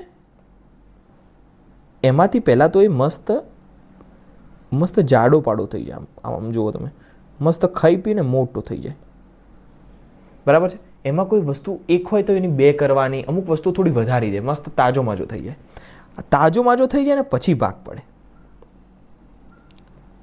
તાજો થઈ જાય ને પછી ભાગ પડે, તાજો થઈ જાય ને પછી ભાગ પડે ને તો એની કદ પણ મસ્ત જળવાઈ રહે. આના જેવું જ જળવાઈ રહે. જો તમે પહેલાં હતું ને એવું જ જળવાઈ રહે. ઓકે, હા, હવે ખબર પડી તમને. એને ડાયરેક્ટ વિભાજન કરી શકાય નહીં. વિભાજન કરો ને તો નાના એનું કદ ઘટી જાય, બરાબર છે. અને પ્લસ ઘણી વસ્તુઓ, જેમ કે DNA આપણે ડબલ કરો તો ડબલ ના થાય. તમારે એને ટાઈમ તો આપવો પડે ને ભાઈ. તમે સમજો એક કોષને કહ્યું કે ભાઈ હવે જો તારે વિભાજન પામવાનું છે, ઓકે, પામવાનું છે, તો ડાયરેક્ટ થોડું વિભાજન કરાય. ચાલ ભાઈ તને તોડીને હું અડધો કરી નાખું. ના, એને પહેલાં ટાઈમ આપવો પડે, એને મસ્ત સમય આપવો પડે કે ભાઈ તું ખાઈ લે, પી લે, તારો કોષ રસ છે ને વધારી દે, તું મસ્ત મોટો બધો કોષ બની જા, બરાબર છે. તારા કોષ કેન્દ્રમાં ધ્યાન રાખજે, તારા જે DNA છે ને DNA એને ડબલ કરીને રાખજે, કારણ કે એક કોષમાંથી આપણે 2 થવાના છે, તો DNA ને આપણે તોડી નાખશું વચ્ચેથી, બરાબર. તો DNA પણ ડબલ કરીને રાખજે. ડબલ કરીશ ને તો વાંધો નહીં આવે. હા, એટલે આપણે કોષને જ્યારે 1માંથી 2 બનાવો ને એટલે એને પહેલાં થોડો ટાઈમ આપવો પડે. આ ટાઈમ જે આપ્યો એને કહેવાય આંતરાવસ્થા. ઓકે, તો તમારું એવું કેવું છે કે એક કોષ છે અને એમાંથી આપણે 2 કોષ કરવા છે, તો પહેલાં વચ્ચે એને પહેલાં કેવું, એને જો થોડો ટાઈમ લે છે કે ભાઈ મસ્ત ખાઈ પીને કોષ રસ વધારી દે, મોટો બની જાય. આ કોષ જે વચ્ચે ટાઈમ લીધો ને ભાઈ, એને કહેવામાં આવે છે આંતરાવસ્થા. આંતરા એટલે વચ્ચેની. તમે કહો શેની વચ્ચેની? એક કોષમાંથી 2 કોષ બનવા વચ્ચેનો જે સમયગાળો ખરો ને એને આંતરાવસ્થા કહેવાય. આ આંતરાવસ્થાનો મતલબ એ થયો કે એની અંદર પ્રોપર કોષ રસ વધી જશે, એની અંદર DNA ડબલ થઈ જશે, એટલે કે એનું સ્વયંજનન થઈ જશે. ઓકે, ડબલ થઈ જાય તો વાંધો ના આવે. જ્યારે પછી તમારે શું આ સમજો કે આની અંદર આ આંતરાવસ્થામાં કોષ મસ્ત જાડો પાડો થઈ ગયો, બરાબર છે, એની અંદર મસ્ત હર્યોભરો થઈ ગયો, એની અંદરથી 2 કોષ બન્યા, તો એની અંદર DNA પણ ડબલ કરી નાખ્યો, એટલે થોડું આમાં જાય, થોડું આમાં જાય, બરાબર. તમને આવડી ગયું. કોષ રસ પહેલાં ઓછો હતો તો એને વધારી દીધો તો આંતરાવસ્થામાં વધી ગયો ને, તો પછી જો અડધો આમાં ગયો તો વાંધો આવ્યો નહીં. પરફેક્ટ ખબર પડી? ઓકે, તો આંતરાવસ્થા તમને કોઈ ક્યાંક સમજાવો ને થોડું, તો તમે સમજાવી શકો ભાઈ કે હા, આંતરાવસ્થા એટલે એવી અવસ્થા કે કોષને એક કોષમાંથી 2 કોષ બનાવે ને તો વચ્ચે થોડો ટાઈમ લે. આ ટાઈમ લે એની અંદર મસ્ત એ રસ બસ ભરી લે, DNA ડબલ કરી નાખે, બરાબર છે. એક તારાકાય હોય તો એને તારા કેન્દ્રો જે છે તો તારાકાય જે છે ડબલ કરી નાખે. તમને ખબર પડે તારાકાય એટલે શું? તારાકાય એટલે 2 તારા કેન્દ્રો જ્યારે ભેગા થાય તો એક તારાકાય બને. આટલું ખબર છે ને તમને? મેં આગળના ચેપ્ટરમાં શીખવાડ્યું હતું, ના આવડે તો શીખીને આવજો, ફરીથી જોઈ લેજો એ ચેપ્ટરને. ઓકે, આટલું ખબર પડી તમને? એક તારાકાય એટલે 2 તારા કેન્દ્રો. હવે તો આ તારાકાયો જે છે ડબલ કરી નાખે, કદાચ એક હોય તો ડબલ કરવા પડે. અમુક વસ્તુ શું જરૂર હોય, તારાકાય ખરું ને, આપણે તારા કેન્દ્રો 2 ભેગા થાય ત્યારે એક તારાકાય બને. તો આ તારાકાયનું શું કામ? તારાકાય વગર પેલું DNA પેલું છૂટું પાડી શકાય નહીં. તારાકાય ખરું ને, બહુ મસ્ત વસ્તુ છે. ઓકે, તો હવે તમને ખબર પડી કે તારાકાય જે કહેવાય એની અંદર 2 તારા કેન્દ્રો હોય. આ કેમ ઇમ્પોર્ટન્ટ છે? હા, આ ઇમ્પોર્ટન્ટ એ માટે છે, તમે અહીંયા જોશો ભાઈ, જુઓ અહીંયા જોશો આ જે છે ને આ જે ખરું ને આ જુઓ તમે, આ બંને બાજુ જે નીકળ્યું સાઈડમાં ગયું એ છે તારાકાય. આ એક તારાકાયમાં 2 તારા કેન્દ્રો હોય, બરાબર ને? તો ટોટલ આમાં કેટલા દેખાય છે તમને? 4. 2, બરાબર ને? તારા કેન્દ્રો કેટલા છે? 4. 2 આ બાજુ, 2 પેલી બાજુ. જુઓ ફરીથી આપણે જોઈએ આને. જુઓ આ નીચે આ જુઓ, આ 2 જે છે તારાકાય છે. એક તારાકાયમાં 2 તારા કેન્દ્રો હોય. જો બંને એક આ બાજુ જશે, એક પેલી બાજુ જશે. બંને અલગ અલગ ધ્રુવ એટલે પોલ એટલે ખૂણા, બરાબર ને? તો બંને અલગ અલગ પોલ પર જશે. ઓકે, ગયા પછી એમને કંઈક લીટા જેવું કંઈક બહાર નાખ્યું જેને ત્રાક કહેવાય. એ ત્રાકથી પેલા રંગસૂત્રોને પકડ્યા, રંગસૂત્રોને પકડીને ખેંચી લીધા એટલે 2 ભાગ પડી ગયા. જો આ બધા કામમાં લાગે આપણું તારાકાય. ઓકે, ચલો હવે હું તમને સમજાવું કે આ કોષ ચક્ર જે છે એની અંદર આ આંતરાવસ્થા જે છે શું? આંતરાવસ્થા એટલે એવી તબક્કો કે જેની અંદર, બોલો મારી સાથે, બોલવાનું છે બકા તમારે મારી સાથે, જેની અંદર, બોલો, જેની અંદર કોષ જે છે એ મસ્ત રસ ભરી લે, એની અંદર ડીએનએ ડબલ થઈ જાય, તારાકાય જે છે એ કદાચ એક હોય તો ડબલ થઈ જાય, અમુક વસ્તુઓ જે છે નથી કામની એને થોડી આપણે કહેવાય ને ગોઠવી દઈએ, બધું સેટિંગ કરવાનું, વચ્ચે થોડો ટાઈમ લેવાનો, એને કહેવાય આંતરાવસ્થા. ઓકે, તમે કહેશો આવડી ગયું આંતરાવસ્થા. તો આર્યનભાઈ આ એમ તબક્કો શું? એમ તબક્કો એવો તબક્કો કે જેની અંદર પેલું કોષ કેન્દ્ર હતું ને એની અંદર પેલું ડીએનએ હતું, ખબર છે? જે ખુલ્લા જાળા પડ્યા હતા, યાદ છે તમને? જેમ કે આ એક કોષ છે એની અંદર સમજો કે આંતરાવસ્થામાં મસ્ત કોષ મસ્ત ખાઈ પીને તાજો માજો થઈ ગયો, બરાબર? એની અંદર અમુક વસ્તુઓ તારા કેન્દ્રો કે તારાકાય જે છે એ એક હતું તો ડબલ બનાવી દીધું, કામ પણ બધું મસ્ત પતી ગયું, બરાબર છે? જે વસ્તુઓ ડીએનએ ડબલ કરી નાખ્યું, બધું પતાવી દીધું છે એને. ખાલી હવે એને એક કામ કરવાનું બાકી રહ્યું છે. શું? કોષ કેન્દ્રનું વિભાજન કરવું છે. તો એના માટે કંઈ કરવું? હા, તો આ સમજો કે એક આ કોષ છે, એની અંદર આ કોષ કેન્દ્ર છે. તો એની અંદર તમને ખ્યાલ છે ટોટલ આવા લાંબા ગૂંચળાવાળા 46 ડીએનએના લાંબા તંતુ પડ્યા. 46 આપણે દૈહિક કોષની વાત કરીએ છીએ ને એટલે 2N કહેવાય ને, દૈહિક 46. તો આ 46 પડ્યા છે અને તમને ખ્યાલ છે હવે તો આ 46 પાછા આંતરાવસ્થામાંથી પસાર થઈને આવે ને એટલે એક ના હોય, ડબલ થઈ ગયા. કેવા થઈ ગયા? ડબલ. તો આમ ડબલ છે, ડબલ. ઓકે, તો આ બધાને ભેગા કરવાના, ભેગા કરી દો એટલે રંગસૂત્ર બને. આવી બધી પ્રક્રિયાઓ ખરી ને જે એને એમ તબક્કો કહેવાય. ઓકે, ચલો જુઓ આ કોષ જે છે એ રસ ભરીને તૈયાર થઈ ગયો છે. તૈયાર થઈ ગયા પછી હવે આ જે ચાલુ થયું ને એ હા, આ બધું આજે તમે જુઓ છો કોષ કેન્દ્ર પટલ જતું રહ્યું, પેલા 2 અલગ અલગ ખૂણામાં જતા રહ્યા તારાકાય, પછી બંનેને પેલી ત્રાક નાખીને પકડ્યા રંગસૂત્રોને પકડીને પછી ખેંચ્યા. જો તમે ખેંચ્યા, જો ખેંચી લીધા, હા, પછી અલગ અલગ પાછા થઈ ગયા. પછી જો પાછું બંને કોષોનું કોષ કેન્દ્ર પટલ આવી ગયું અને પાછા બંને કોષો અલગ પડી ગયા. આ જે તમને આ વિડીયોમાં જેટલું પણ દેખાયું ને આ બધાને એમ તબક્કો કહેવાય. ઓકે, ખબર પડી? તો મેં તમને શું કહ્યું? કોષ ચક્રમાં 2 તબક્કા હોય. એકનું નામ છે આંતરાવસ્થા, એકનું નામ છે એમ તબક્કો. આંતરાવસ્થા એટલે કે કોષ રસ ભરી લેવો, મસ્ત તાજો માજો કોષ બનાવી લેવો, બરાબર છે? ડીએનએ ડબલ કરી નાખવું, સ્વયંજનન કરવું. ડીએનએને સ્વયંજનન એટલે ડબલ કરી નાખવું, પોતાની જાતે એના જેવું ડબલ કરી નાખવું. ઓકે, પછી તારાકાય જે છે એક હોય તો ડબલ કરી નાખવા. આવું બધું કામ જે છે એ આંતરાવસ્થામાં થાય. જ્યારે એમ તબક્કો એટલે શું? એમ તબક્કો એટલે એવો તબક્કો કે જેની અંદર તમને આ વિડીયોમાં બતાવ્યું ને એ બધું થાય ને કે ભાઈ તારાકાય જે છે જોવાનું જેટલી વાર તારાકાય જે છે બંને પેલી બાજુ જતા રહે, વચ્ચે જે છે તે પેલું તમારે ખબર છે આ જુઓ, આની અંદર જુઓ તમે, વચ્ચે જે પેલું પટલ છે ને કોષ કેન્દ્રની પટલ એ પણ ગાયબ થઈ જાય. રંગસૂત્ર બધું ખુલ્લું ફરવા લાગે કોષ રસની અંદર ફરવા લાગે. પછી તારાકાયમાંથી કંઈક લીટીઓ જેવું કંઈક નીકળે છે, બરાબર? એ બધું કંઈક પકડે રંગસૂત્રોને પકડીને ખેંચી લે, બરાબર? પાછું જે કોષ કેન્દ્ર પટલ ગાયબ થઈ ગયું તે પાછું આવી જાય, બરાબર છે? પાછું આવી જાય ને પછી કોષ જે છે એ અલગ થઈ જાય. આને કહેવાય એમ તબક્કો. તો આટલું જ છે. અરે આટલું જ છે. ખાલી કઈ વસ્તુ કયા તબક્કા પેટા તબક્કામાં છે એટલું યાદ રાખો એટલે તમારો એમસીક્યુ સાચો. આની અંદરથી ઇઝી એમસીક્યુ પૂછાય છે. ઓકે, હવે ઓકે આપણે જોઈએ. તો હવે હું તમને સમજાવીશ.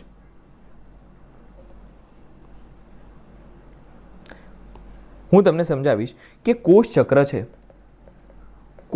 છે એની અંદર 2 તબક્કા છે. એક છે આંતરાવસ્થા અને એક છે એમ તબક્કો. આંતરાવસ્થા એટલે કોષ રસ બધું ભરી નાખે, તૈયાર કરી નાખે, બરાબર, ડીએનએ જે છે સ્વયંજનન કરી નાખે. જ્યારે એમ તબક્કો એટલે કે એની અંદર મેં પેલું બતાવ્યું તમને કે કોષ કેન્દ્ર પટલ જતું રહે, પેલું જે ડીએનએ છે છૂટું છૂટું તો બધું ભેગું થઈને રંગસૂત્ર બનાવી દે, રંગસૂત્રો બધા વચ્ચે ગોઠવાઈ જાય, તારાકાયો બે બાજુ જઈને પછી આમ કંઈક લીટીઓ નાખે, ખેંચે બધાને, બરાબર છે, પાછા બે કોષ અલગ પડી જાય. આ બધું એમ તબક્કામાં આવે. ઓકે ઓકે, તો આંતરાવસ્થાની વસ્તુ ખબર પડી ગઈ, એમ તબક્કાની ખબર પડી ગઈ. હવે કેવું છે, આપણે થોડુંક યાદ કરી, એમ તબક્કો આ આંતરાવસ્થા કરીને એની અંદર ભાગ પડે, પાછા શું પડે, ભાગ પડે. એની અંદર 3 ભાગ પડે. કેટલા ભાગ પડે? 3. એક છે G1, એક છે S, એક છે G2. ઓકે, આ આંતરાવસ્થા છે એ અમને આવડી ગયું. તો પછી એની અંદર G1 S G2 એવું કેમ? જો G1 ની અંદર કંઈક અલગ વસ્તુ થતી હોય, S ની અંદર કંઈક અલગ નાનક મસ્ત વસ્તુ થાય, બરાબર છે, G2 ની અંદર કંઈક અલગ થતું હોય, તો તમને ત્રણેય ફેઝમાં શું થાય તમને એક્ઝેક્ટલી આવડી જાય ને, એ માટે આપણે ભાગ પાડ્યા છે, ખાલી તમારી અભ્યાસ માટે, ગભરાવાનું નહીં. ઓકે, તમને ખબર પડી, તમને સરળતા રહે અભ્યાસમાં, એ માટે G1 S અને G2 તબક્કા પાડ્યા છે. કોષ ચક્રની અંદર 2 ભાગ, એક છે આંતરાવસ્થા જેમાં કોષ રસ ભેગો થાય, બધી વસ્તુઓ, અમુક વસ્તુઓ જેમ કે ડીએનએ છે, એ અમુક જેમ કે તારા કેન્દ્ર છે, આ બધું ડબલ કરવું હોય તો કામ લાગે. પછી G2, બરાબર છે, પછી એમ તબક્કો આવે. એમ તબક્કામાં મેં તમને પેલું ખબર છે વિડીયો બતાવે, એમાં જેટલું થાય બધું એમ તબક્કો. ઓકે, તમે કહો આવડી ગયું, આટલું તમને આવડ્યું. કોષ ચક્ર છે, આંતરાવસ્થા છે, આંતરાવસ્થા છે, પછી એમ તબક્કો છે, બરાબર. આંતરાવસ્થાની અંદર G1 S અને G2 આવી રીતે 3 તબક્કા છે. ઓકે, એમ તબક્કામાં કોઈ અલગ અલગ ભાગ ખરા? હા, એમ તબક્કામાં અલગ અલગ ભાગ છે, હું તમને સમજાવીશ. પણ પહેલાં એક કામ કરવું છે, આપણે G1 S અને G2 ને સમજી લઈએ કે પહેલાં એમના તબક્કા જોઈ લેવા છે. એક કામ કરીએ, આપણે પહેલાં G1 S અને G2 ને જોઈ લઈએ. ઓકે, તો આપણે સમજીએ અહીંયા. જો આ છે કોષ ચક્ર. શું છે? કોષ ચક્ર. એકવાર થોડું આ બાજુ સાઈડમાં જઈએ. આ છે કોષ ચક્ર. શું છે? કોષ ચક્ર. એમાં આ જે બધો ભાગ તમને બતાવીશું, આ જુઓ, આ જે ભાગ ખરો ને, આ અહીંયાથી લઈ અને અહીંયા સુધીનો જે પણ ભાગ ખરો ને આપણો, આ બધાને કહેવાય આંતરાવસ્થા. શું કહેવાય? આંતરાવસ્થા. આંતરાવસ્થા એટલે કે એની અંદર G1 પણ આવી જાય, એની અંદર S પણ આવી જાય, એની અંદર G2 પણ આવી જાય. આવી જાય કે નહીં? બોલો, કયા કયા એક આવે? G1 પણ આવી જાય, S પણ આવી જાય અને G2 પણ આવી જાય. ખબર પડી ને? આ રીતે બધું થતું હોય. G1 માંથી S માં આવે, S માંથી G2 માં આવે, બરાબર ને? G1 અને G2 વચ્ચે S તબક્કો છે, એટલું યાદ રાખો એટલે તમને આવડી જાય. ઓકે, આટલું આવડ્યું. ઓકે, હવે તમારે શું યાદ રાખવાનું છે? હવે તમે જો આગળ આવશો એટલે તમને ખ્યાલ આવશે. આ જે ભાગ વધ્યો છે અહીંથી લઈ અને અહીં સુધીનો, આને કહેવાય એમ તબક્કો. શું કહેવાય? આને શું કહેવાય? એમ તબક્કો. શું કહેવાય?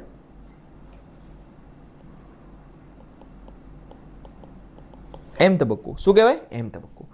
ઓકે, તો આ તમને જોઈને શું ખબર પડી? આંતરાવસ્થા કંઈક મોટો ટાઈમ લે એવો તબક્કો નથી લાગતો તમને? જી હા. તો 95% સમય તમારા આંતરાવસ્થામાં જાય. કેટલો? 95%. કેટલો? 95%. કેટલો? 95%. જ્યારે આપણો જે વધે એમ તબક્કો છે એમાં ખાલી 5% જાય. કેટલો? ખાલી 5%. ઓકે ઓકે, હવે આપણે ખાલી ભણવાના છે અત્યારે હું તમને જે ભણાવું છું અત્યારે શું ભણશું? સૌથી પહેલાં આંતરાવસ્થા. આંતરાવસ્થાની અંદર G1 S અને G2 આટલું ભણી લઈએ પહેલાં. ઓકે, જુઓ, એક સમજો કે એક આપણે માનવનો સેલ લીધો, એટલે મારો સેલ લીધો, માનવ છું, મારો સેલ લીધો, અહીંયા હાથમાંથી એક ટુકડો લીધો, એને જો 1માંથી 2 થવું હોય તો કેટલો ટાઈમ લાગે? તો એને 24 કલાક લાગે. કેટલા? 24 કલાક લાગે.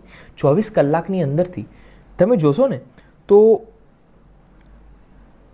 1 મિનિટ, 24 કલાકની અંદરથી આંતરાવસ્થા એટલે કે જેમાં કોષને પહેલાં તો મસ્ત રસ ભરવાનો હોય શરીરમાં, એને મસ્ત મોટું બની જવાનું હોય, બરાબર છે, એ તબક્કો એટલે કે આંતરાવસ્થા છે, એની અંદર 95%થી વધારે સમય લાગે.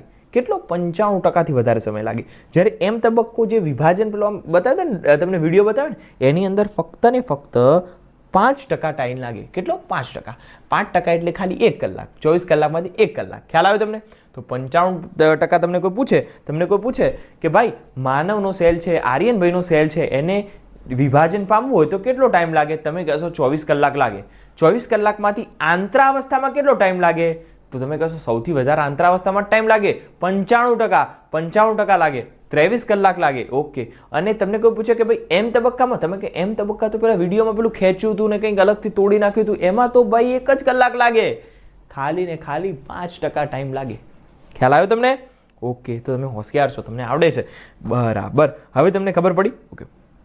હવે તમે કહેશો કે આ બધા માટે એવું જ હોય કે બધામાં 24 કલાક? જી નહીં. મનુષ્યમાં 24 કલાક લાગે. સમજો કે આપણે મનુષ્યની વાત કરીએ છીએ તો એનું કોષ ચક્ર છે એ 24 કલાકનું છે, પણ આપણે યીસ્ટની વાત કરીએ, બરાબર છે, યીસ્ટની વાત કરીએ તો એને 90 મિનિટમાં બધું પતી જાય. 90 મિનિટની અંદર જ બધું પતી જાય. ખબર પડી? 90 મિનિટ એટલે 1.5 કલાક. 1.5 કલાકમાં બધું પતી જાય. હા. તો એક વસ્તુ આના પરથી શું શીખવા મળી કે કોષ ચક્ર છે ને ભાઈ, કોષ ચક્ર એ ખાલી કંઈ 24 કલાકમાં બધામાં સેમ ના હોય ટાઈમ. કોઈ સમજો એક સેલ છે માનવનું, તો એને 1 માંથી 2 થવું હોય ને તો 24 કલાક લાગે. બરાબર છે. પણ કોઈ બીજો સજીવ છે, જેમ કે આપણે યીસ્ટ લીધી, તો યીસ્ટને કંઈ 24 કલાક ના લાગે, એને તો 1.5 કલાકમાં બધું પતી જાય, 90 મિનિટમાં બધું પતી જાય. તો એને યીસ્ટનો એક કોષ લીધો, એમાંથી 2 કરવા છે તો ખાલી 90 મિનિટ લાગે. કેટલી મિનિટ લાગે? 90 મિનિટ. તો આમાંથી એમસીક્યુ શું પૂછી શકે કે ભાઈ મનુષ્ય છે તો એની અંદર કેટલો ટાઈમ લાગે? તમે કહેશો 24 કલાક. તમને એ પણ પૂછી શકે આ મનુષ્યમાં 24 કલાક લાગે તો એમાંથી સૌથી વધારે ટાઈમ શેમાં લાગે? તમે કહેશો 95% સમય જે છે એ લાગે આંતરાવસ્થામાં. 95%થી પણ વધારે સમય લાગે છે આંતરાવસ્થામાં, જ્યારે ખાલી 5% એટલે કે 1 કલાક જેટલો સમય લાગે છે એમ તબક્કામાં. ઓકે. અત્યારે તમને ખાલી એટલી જ ખબર હોવી જોઈએ કે કોષ ચક્રમાં 2 તબક્કા હોય. એક છે આંતરાવસ્થા, જેમાં કોષરસ મસ્ત ભરી લેવાય, અને એક છે એમ તબક્કો, જેની અંદર બધું વિભાજન થતું હોય. ઓકે. તમને એમ બીજું પૂછે કે ભાઈ બધા સજીવોમાં કોષ ચક્રનો સમય સરખો હોય? તમે કહેશો નહીં. મનુષ્ય હોય તો 24 કલાક, જ્યારે યીસ્ટ હોય તો ફક્ત ને ફક્ત 90 મિનિટ, 1.5 કલાક. ઓકે.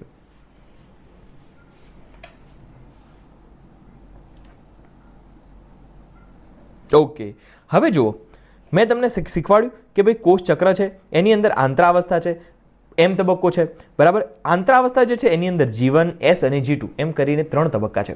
તમે કહેશો હા આર્યનભાઈ આ તો આવડી ગયું, હવે મને શીખવાડો આ 3 તબક્કામાં શું શું હોય. જુઓ, ગભરાવાનું નહીં. આ ડ્રોઈંગ જોઈને ક્યારે ગભરાવાનું નહીં. જો ડ્રોઈંગ આ તો એનસીઆરટીમાં કેવું ખતરનાક આપ્યું હોય, આપણે ડરવાનું નહીં ક્યારે. જો આ છે આપણું ચક્ર. અત્યાર સુધી કંઈ ચક્રમાં ખબર પડતી હતી, હવે જો ચક્રમાં બધું ખબર પડવા લાગી કે અહીંથી લઈ અને અહીં જઈએ, અહીંયા સુધી આ જે આ બ્લુ પટ્ટી છે, અહીંયાથી લઈને અહીંયા સુધી જઈએ, આ બધું આ જેટલું પણ છે અહીંથી લઈ અને જે આ બધો તબક્કો ખરો ને, આ બધાને આપણે કહીશું, શું કહીશું ભાઈ? આંતરાવસ્થા. જ્યારે આ જોવા મળે છે ને, આ ભાગ આ બધાને આપણે કહીશું એમ તબક્કો. ઓકે. આટલું તો આર્યનભાઈ એમને ખબર પડી ગઈ. હવે તમે કંઈક કહેવાના હતા કે ભાઈ આ G1, S, આ G2 આવું કંઈક તમે શીખવાડવાના હતા. હા, આટલું શીખવાડું તમને. ચલો જો હું તમને શીખવાડું. આ છે જીવન તબક્કો, એટલે સૌથી પહેલો તબક્કો. આ પહેલા તબક્કામાં થાય શું? એમાં ચયાપચયક રીતે કોષ સક્રિય બને. કોષ સક્રિય બને એટલે શું? ચયાપચયક એટલે એને કંઈ ચયાપચયક એટલે મેટાબોલિક એટલે શું કે જેની અંદર કંઈ રાસાયણિક પ્રક્રિયાઓ થવાની હોય તો બધી ફાસ્ટ થઈ જાય, જોરદાર મસ્ત ઝડપથી ચાલવા લાગે કે ભાઈ કામ આવી ગયું છે, એક કોષમાંથી 2 કોષમાં બનવાનું છે. તો પહેલા કયો તબક્કામાં જશે? આંતરાવસ્થામાં. આંતરાવસ્થામાં 3 તબક્કા હતા. પહેલો હતો G1, બીજો હતો S અને ત્રીજો હતો G2. બોલો મારી સાથે.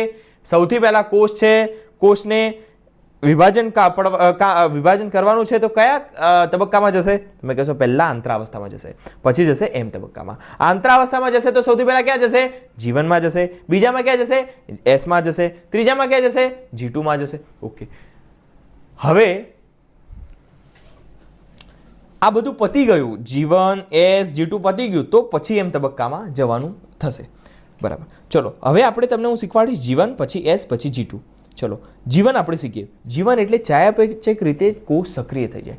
ચયાપચયક રીતે કોષ સક્રિય થાય એટલે મતલબ કે એની અંદર રાસાયણિક પ્રક્રિયાઓ ઝડપી બની જાય. બીજું, કોષની વૃદ્ધિ થાય, મસ્ત કોષ વધે, આમ કોષ રસીય રીતે વધે, કોષ રસ ભરાતો રહે. ભાઈ કોષ રસ તો ચાલુ છે બધી જગ્યાએ, પણ ખાસ કરીને નીચે આવશે. અત્યારે ખાલી એટલું યાદ રાખો, કોષ વૃદ્ધિ થાય અને અંગિકાનું દ્વિગુણન થાય. સમજો કે એક અંગિકા છે, કણાપ સૂત્ર એક છે તો બે બની જાય. ઓકે, તો અંગિકાઓ કેમ બે બને? એમ કે આપણે એક કોષમાંથી બે કોષ બનાવવાના છે. એક કોષમાંથી બે કોષ બનાવવાના છે. જો આવી રીતે આપણે કોષ જે છે એકના બે બનાવવા હોય તો એની અંદર અંગિકાઓએ સરખી સરખી કરવી પડશે ને ભાઈ. ખબર પડી કે ના પડી? તો એ બે કોષોમાં સરખામાં જઈ શકે એટલે આપણે દ્વિગુણન થાય, અંગિકાઓનું દ્વિગુણન થાય. ખબર પડી? અંગિકા એક હોય તો બે બની જાય. બરાબર, ઓકે, તમને આટલું આવડી. હવે તમને કોઈ પૂછે જીવનમાં શું થાય, બોલો બે લક્ષણ, તો તમે કહેશો ચયાપચયક રીતે તો સૌથી પહેલા કોષ છે ને એ મસ્ત સક્રિય થઈ જાય અને પછી એની અંદર કોષની વૃદ્ધિ થઈ જાય અને અંગિકાઓનું દ્વિગુણન થાય. અંગિકાઓનું દ્વિગુણન એટલે એક અંગિકા હોય તો બે બની જાય. તો જીવન પતી ગયો ભાઈ, આટલું જ હતું. ઓકે, તમને પૂછે એસ તબક્કાઓ. અરે એસ એટલે તો સિન્થેસિસ. એસ એટલે તો સિન્થેસિસ. આ તો બધાને આવડશે. નાનો એમસીક્યુ તો એટલી વાર પૂછાશે. એસ એટલે સિન્થેસિસ. સિન્થેસિસ એટલે શેનું સિન્થેસિસ? ડબલ થવું. અરે આ ડબલ પણ શેનું ડબલ થવું? અરે સિન્થેસિસ. અરે હાલા ભાઈ સિન્થેસિસ પણ શેનું? તારા કેન્દ્ર અને ડીએનએ. બોલો, તારા કેન્દ્ર અને ડીએનએ. બોલો મારી સાથે, તારા કેન્દ્ર અને ડીએનએ. તો તારા કેન્દ્ર પણ ડબલ થઈ જાય, ડીએનએ પણ ડબલ થઈ જાય, બંનેનું સંશ્લેષણ થઈ જાય. ઓકે, એટલે નામ આપ્યું છે સંશ્લેષણ વાળો તબક્કો, એસ તબક્કો. જી હા. ઓકે, ચલો તમને ફરીથી પૂછે કે જીવનમાં શું થાય, તમે કહો જીવનમાં તો ભાઈ ચયાપચયક રીતે કોષ સક્રિય થઈ જાય, કોષને વિભાજન પામવાનું છે, કોષ સક્રિય થાય, એની અંદર કોષની વૃદ્ધિ થાય, એની અંદર અંગિકાઓનું દ્વિગુણન થાય. ઓકે, તમે કહેશો હા થાય. પછી શું થાય? એસ તબક્કો આવે. એસ તબક્કો એટલે શું? સિન્થેસિસ તબક્કો. એટલે કે તારા કેન્દ્ર જે છે એનું દ્વિગુણન થાય, ડીએનએનું સંશ્લેષણ થઈ જાય. ઓકે, તમને આવડે ભાઈ? ચલો જીવનમાં શું થાય? કોષ ચયાપચયક દ્રષ્ટિએ સક્રિય થાય, કોષ વૃદ્ધિ થાય, અંગિકાઓનું દ્વિગુણન થઈ જાય. આવડી ગયું તમને. પછી બે લક્ષણો બોલો એસના, તો તમે કહેશો તારા કેન્દ્રનું ડબલ થવું અને ડીએનએનું ડબલ થવું. આ તો સૌથી સિમ્પલ હતું, આ તો આવડી ગયું, સિન્થેસિસ. ઓકે, હવે G2 આ યાદ રાખજો, આ સૌથી ઇઝી અને સૌથી સિમ્પલ છે. લોકોને આની અંદરથી એમસીક્યુ આવે ને તો ખબર નહીં કે કેમ ખોટો પડે છે, તમને નહીં પડે, કારણ કે પ્રોટીન એક જ વસ્તુમાં આવે. પ્રોટીનનું સંશ્લેષણ ખાલી G2 માં જ થાય, એટલે એ તો તમને આવડવાનું. પ્રોટીનનું સંશ્લેષણ G2 માં થાય. બીજું, કોષ વૃદ્ધિ તો આમાં ચાલુ જ રહે, કોષ રસીય કોષ વૃદ્ધિ એટલે કોષ રસ ભરાતો જ રહે. બરાબર છે? ઓકે, તો તમે કહેશો G2 માં તો કંઈ વધારે કંઈ લેવાનું થતું નહીં, પ્રોટીનનું સંશ્લેષણ તો આવડે અને વળી કોષ વૃદ્ધિ ચાલુ રહે તો એમાં કંઈ નવાઈની વાત છે, કોષ રસ ભરાતો જાય એમાં કંઈ નવાઈની વાત છે નહીં. ઓકે, ચલો આટલું આવડ્યું તમને? આવડ્યું વાલા? ચલો હવે તમને કોઈ પૂછે કે ભાઈ કોષ ચક્ર છે તો સૌથી પહેલા શું હોય? તમે કહેશો પહેલા સૌથી પહેલા આંતરાવસ્થા હોય જેની અંદર કોષ રસ ભરાય. બરાબર છે? મસ્ત રીતે બધું ડબલ થઈ જાય, આને કહેવાય આંતરાવસ્થા. પછી કહેશો એના અંદર શું હોય? તો તમે કહેશો જીવન હોય પહેલા, પછી એસ હોય, પછી G2 હોય, પછી શું હોય? તો કે એમ તબક્કો. ઓકે, તમને પૂછશે કે ભાઈ જીવનમાં એવું તો શું છે? જીવનની અંદર એવું તો શું છે? તમે કહેશો જીવનની અંદર તો શું હોય? કોષ ચયાપચયક દ્રષ્ટિએ સક્રિય થઈ જાય, કોષ વૃદ્ધિ થાય, સાથે સાથે અંગિકાઓ ડબલ થઈ જાય. બરાબર, તમને આવડે છે. પછી પૂછશે એસ તબક્કામાં શું થાય? તમે કહેશો એસ તબક્કામાં તો બધું સિન્થેસિસ થાય, બધું બને, જેમ કે તારા કેન્દ્ર બને, એની અંદર ડીએનએ નું સંશ્લેષણ થાય. ઓકે, તમે કહેશો G2 માં? G2 તો સૌથી સિમ્પલ હતો, પ્રોટીનનું સંશ્લેષણ કરતો ને કોષ વૃદ્ધિ ચાલુ રહે, કોષ રસ ભરાતો રહે. ઓકે, તમને કહેશો કે આ તો ત્રણ આર્યનભાઈ, આ જીવન આવડી ગયો, એસ આવડી ગયો, G2 આવડી ગયો, આમાં કંઈ લાગ્યું ને એમને ખતરનાક? તો ભાઈ આમાં કંઈ હોય નહીં કંઈ ખતરનાક. ખબર પડી? ચલો જો અહીંયા ફરીથી એક સેલ સાયકલ છે. જો અહીંથી ચાલુ થઈને અહીંયા સુધી આવે ને આંતરાવસ્થા કહેવાય. પહેલો છે જીવન, બીજું છે એસ, ત્રીજો છે G2. ચલો હવે આ એમ તબક્કાને આપણે પછી ભણી, અત્યારે ગભરાવાનું નહીં. ચલો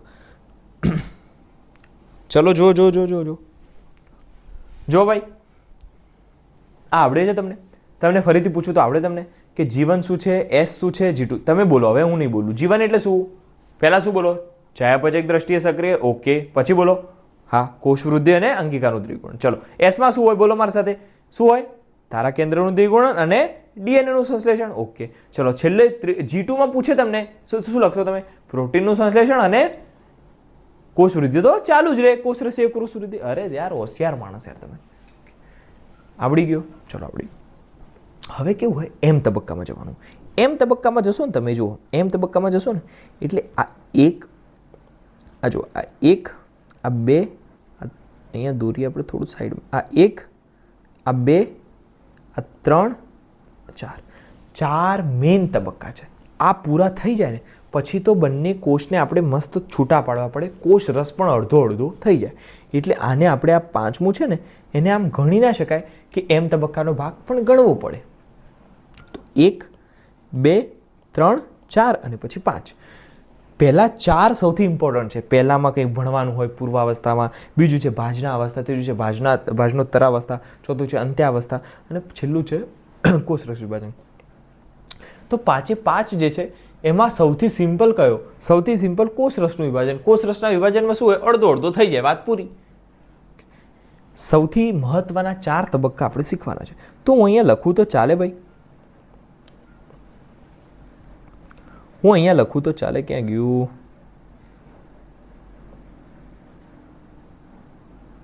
એમ તબક્કો.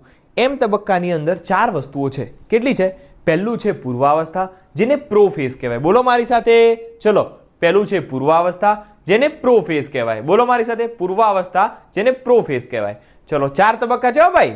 5મો આવે? હા 5મો આવે, કોષ રસ વિભાજન. પણ કોષ રસ વિભાજનમાં કંઈ યાદ રાખવા જેવું છે જ નહીં, એટલે એને આપણે ખાલી ગણતરીમાં નહીં લઈએ. કોષ રસ વિભાજન પણ અત્યારે યાદ કયા રાખવાના છે? 4. એમ તબક્કો હોય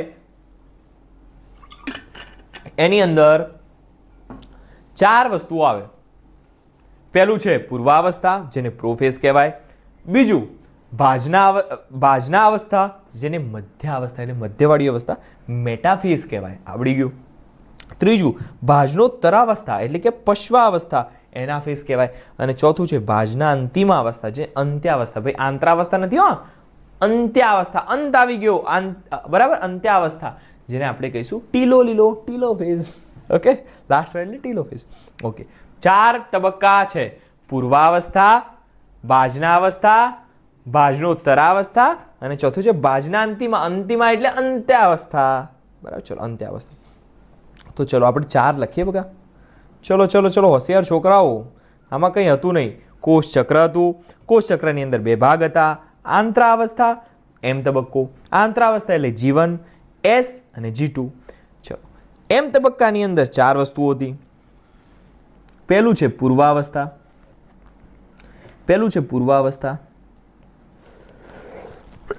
પૂર્વાવસ્થા એટલે શું? પૂર્વાવસ્થા એટલે શું? પ્રોફેઝ. બીજું શું છે? ભાજના અવસ્થા. ભાજના અવસ્થા એટલે શું? મેટાફેઝ. ચલો ત્રીજું શું છે? ભાજનોત્તરા એટલે એનાફેઝ.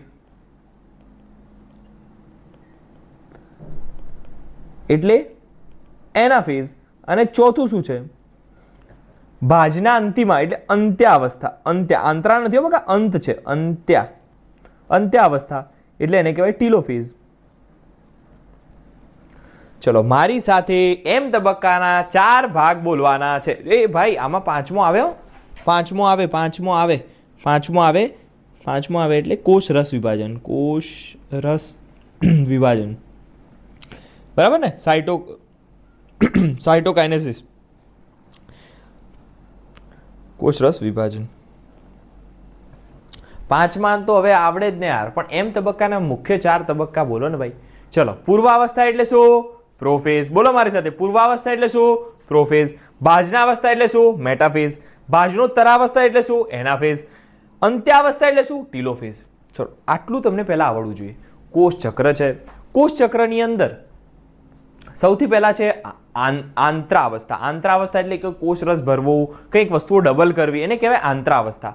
શું કહેવાય? આંતરાવસ્થા. આ આંતરાવસ્થાની અંદર 3 ભાગ G1, S અને G2. બોલો, G1, S અને G2. એ પતી જાય પછી જવાનું એમ તબક્કામાં. એમ તબક્કામાં 4 તબક્કા. એક છે પૂર્વાવસ્થા, જેને પ્રોફેઝ કહેવાય. બીજું છે ભાજનાવસ્થા, જેને શું કહેવાય? મેટાફેઝ. ત્રીજું છે ભાજનોત્તરાવસ્થા, જેને કહેવાય એનાફેઝ. અને ચોથો છે શું કહેવાય? અંત્યાવસ્થા, જેને કહેવાય ટીલોફેઝ. ચલો 4 બોલવાના છે. 4 4 4 4. ચલો પહેલું છે પૂર્વાવસ્થા એટલે પ્રોફેઝ, બીજું છે ભાજનાવસ્થા એટલે કે મેટાફેઝ, ત્રીજું છે ભાજનોત્તરાવસ્થા એટલે કે એનાફેઝ, અને ચોથું છે અંત્યાવસ્થા એટલે ટીલોફેઝ. આમાં કેવું થશે, બધા છોકરા હોશિયાર છોકરાઓ ખરા ને એમને આ જો આન તો આપણે સાઈડમાં મૂક્યો છે, આ કોષરસ વિભાજન એ તો આપણે આ ચારમાંથી પૂર્વાવસ્થા યાદ રહેશે બધાને. અંત્યાવસ્થા એટલે ટીલોફેઝ યાદ રહેશે, અંત્યા એટલે ટીલો યાદ રહે, પૂર્વા એટલે પ્રો યાદ રહે. યાદ આ બે રાખવાના છે, યાદ આ બે યાદ રાખવાના છે. જો જે ના આવડે એના પર પહેલાં ફોકસ કરી દેવાનું, એટલે શું તમને ક્યારેય ભૂલ ના પડે. ભાજના અવસ્થા એટલે મેટાફેઝ, ભાજન તલ પર ગોઠવવાનું છે, ભાગવાનું છે. ભાજન તલ એટલે આવશે શું આવશે, ટેન્શન ના લો. ભાજના અવસ્થા એટલે કે મેટાફેઝ, ભાજના અવસ્થા એટલે મેટાફેઝ. હવે યાદ રહી ગયું.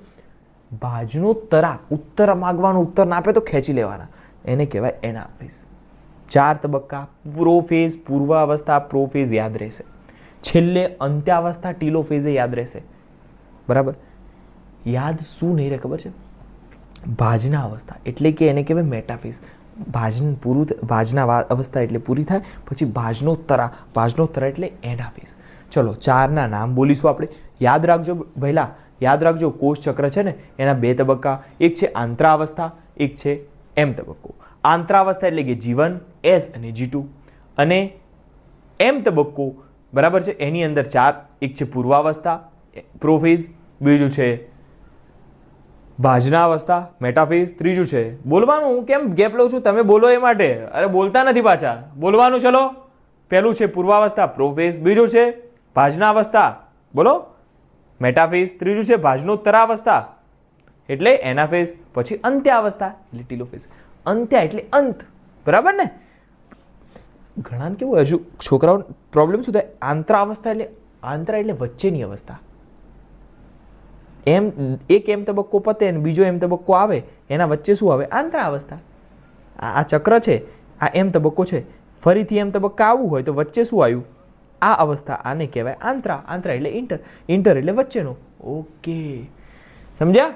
હવે સમજ્યા. ચલો તો એમાં જીવન એસ G2 તમને આવડી ગયા, બરાબર છે? આ યાદ આટલા રાખો. પૂર્વાવસ્થા એટલે પ્રોફેઝ, ભાજનાવસ્થા એટલે મેટાફેઝ, ભાજનોત્તરાવસ્થા એટલે કે એનાફેઝ, અને અંત્યાવસ્થા એટલે ટીલોફેઝ. અંત્યાના ભાજના અંતિમાં, અંત પાછળનો શબ્દ યાદ રાખવાનો, ભ યાદ નહીં રાખવાનો ક્યારે. ભાજના એટલે મેટા, ભાજનોત્તરા ઉત્તર માંગ્યો એટલે એના, બરાબર, એના જોડે ઉત્તર માંગ્યો એવું યાદ રાખવાનું. ભાજનોત્તરા અને અંત્યા એટલે ટીલો. આટલું પહેલાં તો તમને આ માળખું ખબર હોવી જોઈએ. કોષ ચક્રમાં 2 ભાગ, આંતરાવસ્થા એમ તબક્કો, આંતરાવસ્થામાં જીવન એસ અને G2, અને એમ તબક્કામાં પૂર્વાવસ્થા ભાજનાવસ્થા, ભાજનોત્તરા, અંત્યા. બરાબર છે? આટલું યાદ રહે એટલે વાંધો આવે ને. જો તમને માળખું આવડે ને તો પછી આખું ચેપ્ટર એકદમ નાનું છે, રમત છે. અને આ ચેપ્ટર આવડ્યું તો બીજા ચેપ્ટરો તમને એકદમ ઇઝીલી ખબર પડશે. કોષ જ ખબર ના હોય તો પછી કયો ચેપ્ટર ભણવાના? ઓકે, આટલું ખબર પડી તમને પહેલા. પૂર્વા, ભાજના, ભાજનોત્તરા, અંત્યા. ઓકે,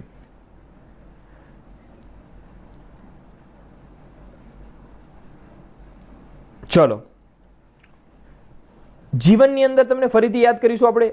ચયાપચક રીતે સક્રિય હોય છે, કોષ વૃદ્ધિ અને અંગિકાઓનું દ્વિગુણ થાય, આટલું આવડે છે. ઓકે, એસ એટલે શું? તમે કહેતા એસમાં તો સિન્થેસિસ થાય, તારા કેન્દ્ર ડબલ થાય, DNA નું સંયોજન થાય. હા, વાત સાચી. તમને પૂછ્યું G2, તમે કહો G2 માં તો આર્યનભાઈ પ્રોટીનનું સંશ્લેષણ થતું, અને બીજું તો કંઈ નવું નહોતું. હા, કોષ વૃદ્ધિ ચાલુ રહેતી કોષ રસીય રીતે. ઓકે, તો તમે હોશિયાર છો યાર, અરે બહુ હોશિયાર છો. ચલો આટલું આવડી ગયું. આ 3 જીવન એસ અને G2 એટલે શું થાય? બોલો, કઈ અવસ્થા? આંતરાવસ્થા. ચલો પછી બીજું એમ તબક્કો એટલે શું? એમ તબક્કો એટલે પૂર્વાવસ્થા આવે, ભાજનાવસ્થા આવે, ભાજનોત્તરાવસ્થા આવે, અંત્યાવસ્થા આવે. ચલો કઈ 4? પૂર્વાવસ્થા એટલે પ્રોફેઝ, ભાજનાવસ્થા એટલે મેટાફેઝ, ભાજનોત્તરા એટલે એનાફેઝ, અંત્યા એટલે ટીલો. તમે કહેતો પૂર્વાવસ્થા એટલે પ્રો યાદ રહેશે, અંત્યા એટલે ટીલો યાદ રહેશે. યાદ રાખવાનું છે ભાજનાવસ્થા એટલે મેટા, અને પછી આવે ભાજનોત્તરા, ઉત્તર માંગ્યો એના જોડે ઉત્તર માંગ્યો, એનાફેઝ એટલે ભાજનોત્તરા, બરાબર ને? અને અંત્યાવસ્થા એટલે ટીલોફેઝ. ઓકે, અને આ બધું પૂરું થાય એટલે વચ્ચે કોષરસ વિભાજન તો હોવાનું છે યાર, એ તો વ્યવહારિક છે. કોષરસના વિભાજન વગર થોડો કોષ અલગ પડશે. તો એક કોષને 1માંથી 2 કરવા હોય તો આ તબક્કામાંથી ગુજરવું જોઈએ. ચલો લાઈન બોલીશું આપણે. પહેલા આંતરાવસ્થા, જેની અંદર જીવન એસ અને G2, પછી આવશે એમ તબક્કો, એમ તબક્કાની અંદર આવશે પૂર્વાવસ્થા, ભાજનાવસ્થા, ભાજનોત્તરાવસ્થા, અંત્યાવસ્થા. પૂર્વાવસ્થા, ભાજનાવસ્થા, ભાજનોત્તરાવસ્થા, અંત્યાવસ્થા. પ્રો મેટા એના ટીલો. બોલો, પ્રો મેટા એના ટીલો. બોલો મારી સાથે, પ્રો મેટા એના ટીલો. અને છેલ્લે આવશે કોષરસ વિભાજન. આ જે વસ્તુ હતી એને કહેવાય કોષચક્ર. હવે માળખું શીખ્યા પછી છોકરાઓ તમને વાર નહીં લાગે. જો હવે હું બોલું છું એ તમારે ખાલી શાંતિ સાંભળો. સુકોષ કેન્દ્રી કોષ છે. આપણે સુકોષ કેન્દ્રીયનું વિભાજન જોઈશું ને, એની અંદર કોષચક્ર મુખ્યત્વે મનુષ્યના કોષને સંવર્ધન કરીને આપણે જોઈ શકીએ. સંવર્ધન એટલે તમારે લેબોરેટરીમાં વધારીને જોઈ શકાય. એને સંવર્ધન કરવું એટલે શું કે એને સાચવવાનું, 1 ના 2, 2 ના 4 થાય જોવાના, એને સંવર્ધન કરવું, એને વસ્તુ આપવાની પૂરતી અને જોવાનું, એને સંવર્ધન કર્યું કહેવાય. બરાબર છે. લેબોરેટરીમાં જુઓ તો બેક્ટેરિયાનું સંવર્ધન કરે. સંવર્ધન એટલે કે એને 1 ના 2 કરવા માટે અમુક લિક્વિડ નાખવાના, એટલે એને પોષક તત્વો મળતા રહે અને ડબલ થાય જોવાના. ચલો, આ કોષો લગભગ 24 કલાકમાં એકવાર ડબલ થતા હોય છે. આ કોષચક્રનો સમયગાળો વિવિધ સજીવમાં અલગ અલગ, જેમ કે હિસ્ટમાં મેં તમને સમજાવ્યું તો ખબર છે, એક કોષચક્ર માત્ર 90 મિનિટમાં પૂરું થાય, જ્યારે મનુષ્યમાં 24 કલાક લાગે. જો 2 તબક્કા હતા. એક હતો આંતરાવસ્થા, જેને ઇન્ટરફેઝ કહેવાય. એક હતો એમ તબક્કો એટલે કે માઇટોસિસ ફેઝ. વિભાજન તબક્કો એટલે કે એમ તબક્કો જે છે ને, માઇટોસિસ એટલે શું? વિભાજન પામવું, સંભાજન. ઓકે, એ અવસ્થાને રજૂ કરે છે જેમાં વાસ્તવમાં કોષ વિભાજન થાય છે. હા, આંતરાવસ્થામાં તો મસ્ત ખાલી ખાઈ પીને મોટો થતો હતો, જ્યારે વિભાજન ખાલી મેઇન એમ તબક્કામાં થતું હતું. આપણે ખબર છે આમાં જોયું હતું, તમને ખ્યાલ હોય તો ખ્યાલ છે. આમાં આપણે શું જોયું હતું? વિભાજન. આ એમ તબક્કો જ છે. આ જે બતાવે છે ને એમ તબક્કો છે. એના પહેલા જે થયું એ તો ખાલી ખાઈ પીને મોટો બન્યો હતો કોષ. જો આ બધું કેવું થાય છે આ જુઓ. અરે અરે અરે, કેટલું મસ્ત છે આ તો. શું વાત છે? ઓકે, જો ખબર પડી તમને? ઓકે, આ બધું જે છે એ એમ તબક્કામાં થાય. આ બધું એમ તબક્કામાં થાય. ઓકે, જો કેવું મસ્ત અલગ અલગ પડીએ. ઓકે, આ બધી વસ્તુઓ જે છે ને ભાઈ એ એમ તબક્કામાં થાય. હું તમને અત્યારે એટલું યાદ રખાવું છું કે વિભાજન તબક્કો જે છે એ અવસ્થાને રજૂ કરે છે કે જેની અંદર વાસ્તવમાં કોષ વિભાજન થાય છે. વાસ્તવમાં સમસૂત્રી વિભાજન થાય છે. સરખા ભાગમાં સૂત્રોનું વિભાજન થાય એટલે સમસૂત્રી વિભાજન એટલે ડીએનએ સરખા ભાગમાં વેચાઈ જાય. ઓકે, અને અંત્યાવસ્થા 2 ક્રમિક એમ તબક્કાઓ વચ્ચેની સ્થિતિ છે. સમજો એક કોષને 2 બનવું છે, બરાબર છે, તો એને પહેલાં અંત્યાવસ્થામાંથી પસાર થઈ પછી એમ તબક્કામાંથી પસાર થવું પડે, એમાંથી ફરીથી આમ થવું પડે. કહેવાનો મતલબ છે કે એક એમ તબક્કો અને બીજો એમ તબક્કો, આ બંને વચ્ચે જે આવે આ એક એમ તબક્કો છે. ફરીને પાછા બીજી વાર એમ તબક્કામાં આવવું હોય તો વચ્ચે તમારે આંતરાવસ્થામાંથી પસાર થવું પડે. આટલું જ લખ્યું છે અહીંયા. ઓકે, તો આંતરાવસ્થા 2 ક્રમિક એમ અવસ્થા વચ્ચેની સ્થિતિ રજૂ કરે છે. ધ્યાનમાં રાખવા જેવી બાબત એ છે કે મનુષ્યમાં સરેરાશ કોષચક્રનો સમયગાળો 24 કલાકનો છે. એમાં યાદ રાખો કે કોષ વિભાજન માત્ર લગભગ 1 કલાકમાં જ પૂરું થઈ જાય. એટલે કે એમ તબક્કો ખાલી 1 કલાકનો જ હોય છે. ઓકે, પણ કોષચક્રના કુલ સમયગાળામાંથી 95%થી વધારે સમય કોષ આંતરાવસ્થામાં જ રહે છે. એટલે કે પહેલાં ખાઈ પીને મોટો મસ્ત બની જાય પછી વિભાજનમાં જાય. એ ખાવા પીવામાં 95% ટાઈમ લાગે, બરાબર, જ્યારે 1 જ કલાક એટલે કે 5% ટાઈમ લાગે છે ખાલી એમ તબક્કામાં. ઓકે, આગળ આપણે જોઈ લીધું હતું. જોયું હતું ને અહીંયા? જોયું હતું ને? આંતરાવસ્થા મનુષ્યનો કોષ લીધો આપણે 24 કલાકમાં વિભાજન પામે છે. આંતરાવસ્થામાં 95%થી વધારે સમય લાગે, જ્યારે એમ તબક્કામાં ખાલી ને ખાલી ફક્ત ને ફક્ત 5% જેટલો ટાઈમ લાગે, 1 કલાક જેટલો ટાઈમ લાગે. તો ખબર પડી તમને? ચલો, ઓકે, આ કોષ ચક્ર હતું, બરાબર છે. જીવન SG2. જીવનમાં ચયાપચયક રીતે સક્રિય કોષ વૃદ્ધિ, અંગિકાનું દ્વિગુણન, તારા કેન્દ્ર દ્વિગુણન, ડીએનએનું સંશ્લેષણ, આ બધું એસમાં થતું, અને પ્રોટીન સંશ્લેષણ, કોષ વૃદ્ધિ, આ બધું G2માં થતું. આ તો તમને આવડે છે. પૂર્વાવસ્થા પ્રોફેઝ, ભાજનાવસ્થા મેટાફેઝ, ભાજનોત્તરા એનાફેઝ, અંત્યાવસ્થા ટીલો અને કોષ રસ વિભાજન. આ બધી કોષ ચક્ર પૂરું થઈ ગયું. ચલો, સમજો કોષચક્ર આખો દિવસ ચાલુ ને ચાલુ હોય ના, કોષચક્ર આખો દિવસ ચાલુ નહીં. સમજો કે મારા આ કોષ છે, હવે આખો દિવસ થોડું વિભાજન પામતો, આ વારે ના કંઈ વાગ્યું છે તો બનાવવું પડ્યો તો, બરાબર છે. અથવા આપણે નાના હતા મોટા થતા હતા તો એક કોષના 2, 2 ના 4 થતા હતા. આખો દિવસ હવે થોડા આપણી હાઇટ બનતી જશે છે કે અહીંયા આકાશમાં અડી જઈશું, નહીં. એનું મતલબ એ છે કે અમુક કોષો જે છે જેનું કંઈ કામ નથી, વારે ઘડીએ વિભાજન ના પામે, એ સ્થિર થઈ જાય. સમજે? આ સ્થિર થાય ને એને કહેવાય G0 તબક્કામાં જતું રહ્યું. G0માં જવું હોય ને તો તમારે પહેલાં જીવનમાંથી નિષ્ક્રિય અવસ્થા G0માં પ્રવેશ, એટલે કે કોષ ચક્રમાં સ્થગિત એટલે સસ્પેન્ડ એટલે શું? સમજો કે અમુક કોષો શું હોય એ આખો દિવસ કંઈ 1 ના 2, 2 ના 4, 4 ના 8 ના થાય. અમુક ટાઈમ પછી એ ઊભા રહે. જેમ કે આપણી ઉંમર વધી, બરાબર છે, આપણે 25 વર્ષ થાય, હવે એનાથી વધારે મોટા થોડા થઈશું, બરાબર છે. હા, વિભાજન થાય પણ ક્યારે? જ્યારે અહીંયા કંઈક વાગ્યું છે તો એના જગ્યાને ભરવા માટે 1 ના 2, 2 ના 4 પાછા થઈ જાય. પણ વગર કામના ન થાય. તો વગર કામના ન થાય એટલે ક્યાં જતા રહે? આમાં કોષ ચક્રમાંથી નીકળી જાય? ના, નીકળે નહીં, પણ ત્યાંના ત્યાં સ્ટોપ થઈ જાય. નીકળે નહીં, હા, યાદ રાખજો, નિષ્ક્રિય થાય, ક્યારે નીકળે નહીં, ત્યાંના ત્યાં સ્થગિત થઈ જાય, સસ્પેન્ડ થઈ જાય. એટલે કે જીવનમાંથી નીકળી જાય પણ G0માં જતા રહે. આ G0 એટલે શું? એવી અવસ્થા કે જ્યાં કોષનું વિભાજન નહીં થાય.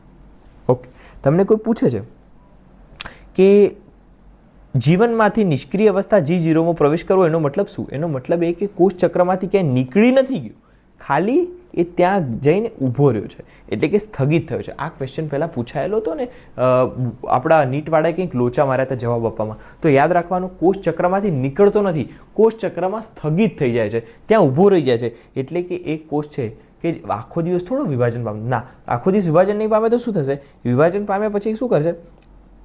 જીવનમાં આવશે, ફરીથી વિભાજન નથી પામવું, સમજો. તો જીવનમાં આવ્યો પછી ત્યાંથી G0માં જશે. G0માં જવું એટલે શું? કે જીવનમાંથી નિષ્ક્રિય અવસ્થા G0માં જાય, એ નિષ્ક્રિય છે, એમાં કંઈ થાય નહીં, ત્યાં ના કંઈ મોટો બનશે, કંઈ ખાલી પડ્યો રહેશે. ઓકે, તો એને કહેવાય G1 અવસ્થામાંથી આપણે G0માં જવું. ઓકે, ચલો, આ બધી વસ્તુઓ ડિટેલમાં આગળ તમને સમજાવીશ, અત્યારે તમે ટેન્શન ન લો.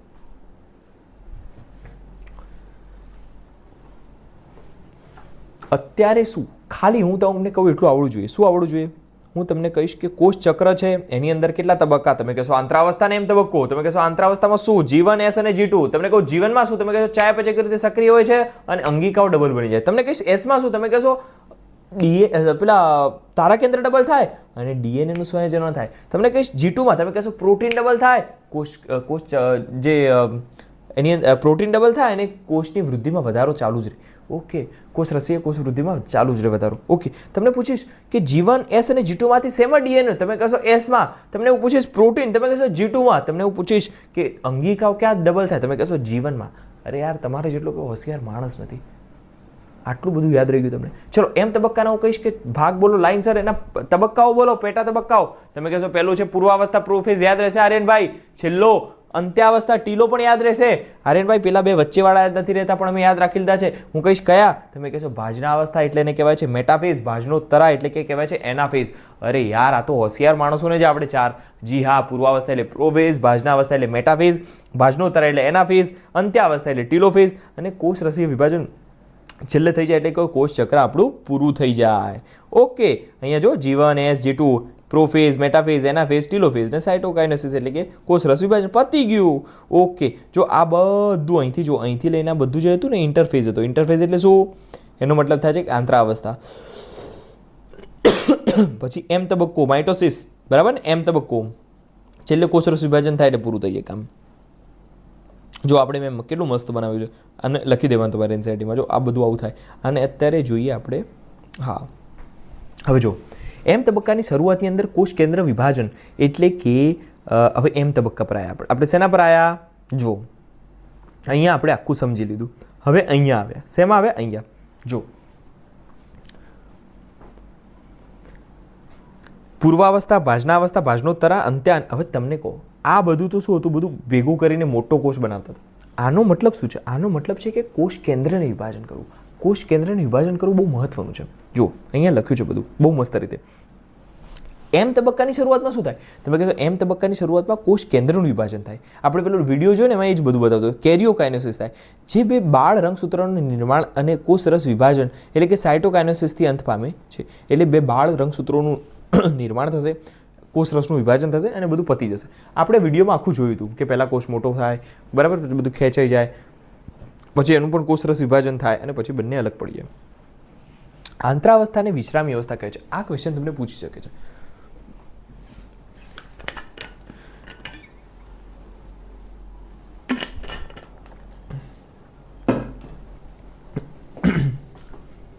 કેવું છે અત્યારે મારે તમને એકદમ બેઝ પાકો કરાવો છે. એમાં થોડો ટાઈમ લાગે છે, પણ પીપીટી સારી બનાવવા, વિડીયો લાવવા, બધામાં એમાં ટાઈમ લાગે. મારે પોતાનું વાંચવાનું છે, આટલી બધી ડ્રગ્સ બધી યાદ રાખવી, ફાર્મેક બધું ચાલે છે, બધું સેટ નથી થઈ શકતું. તો પણ મારે લેક્ચર લેવા પડે છે. એનું રીઝન છે કે મારે તમને નિરાશ નથી કરવા. ખબર પડી? 12 તારીખ પછી જો આપણે જે ધૂમ મચાય છે ને ભાઈ, ચેપ્ટર બધા એટલા મસ્ત કરવા છે ને. અત્યારે મને ટાઈમ નથી મળતો. પેથો કરવાનું છે, માઇક્રો કરવાનું છે, બધાને પ્રેક્ટિકલ કરવાના છે, ફાર્મેકોલોજી, આ બધા 3 સબ્જેક્ટ તો બરાબર છે. એના સિવાય ફોરેન્સિક મેડિસિન, કોમ્યુનિટી મેડિસિન, આ બધા પણ આ થર્ડ યરના જે સબ્જેક્ટ છે એનું પણ અમારે એક્ઝામ આવી છે આ વખતે સેકન્ડ યરમાં. તો બધું મેનેજ કરવામાં થોડો ટાઈમ લાગે છે, પણ વાંધો નહીં, આપણે કરવું છે ગમે તે કરીને. ચલો થોડી બધી વાતો બધી પૂરી કરો, અત્યારે ફોકસ કરીએ. ચલો હવે કેવું છે, આંતરાવસ્થાની વિશ્રામી કેમ? કારણ કે વિશ્રામ લેશે, 55% સમય એમાં છે વિશ્રામ કરશે, મસ્ત કોષ રસ ભરીને મોટો બની જશે. ઓકે, હવે આ વિશ્રામી અવસ્થા છે, આને આપણે લાઈન કરી દઈશું. આપણે ક્વેશ્ચન પૂછાય તો આપણને આવડી જાય. આ સમય દરમિયાન કોષ એક ક્રમબદ્ધ રીતે કોષ વૃદ્ધિ અને ડીએનએ સ્વયંજનન બંનેમાંથી પસાર થાય છે. હા, આપણે સીધું કોષ મસ્ત ભરાઈ જતો હતો, એની અંદર ડીએનએ ડબલ થતું હતું. તમને તો એ ખબર છે કે શેમાં કોષ વૃદ્ધિ થાય, શેમાં અંગિકાઓ બને, શેમાં ડીએનએ બને, શેમાં તારાકેન્દ્ર બને, શેમાં પ્રોટીન બને. તમને બધું લાઈનમાં આવડે છે. જો અહીંયા લખ્યું છે કે બંનેમાંથી પસાર થાય છે અને આંતરાવસ્થાની બીજા 3 ઉપ તબક્કાઓમાં વિભાજન કરવામાં આવે છે. હા, જીવન તમે કહો આવડે છે, કોષ વૃદ્ધિ થાય, અંગિકાઓનું દ્વિગુણન આવડે છે.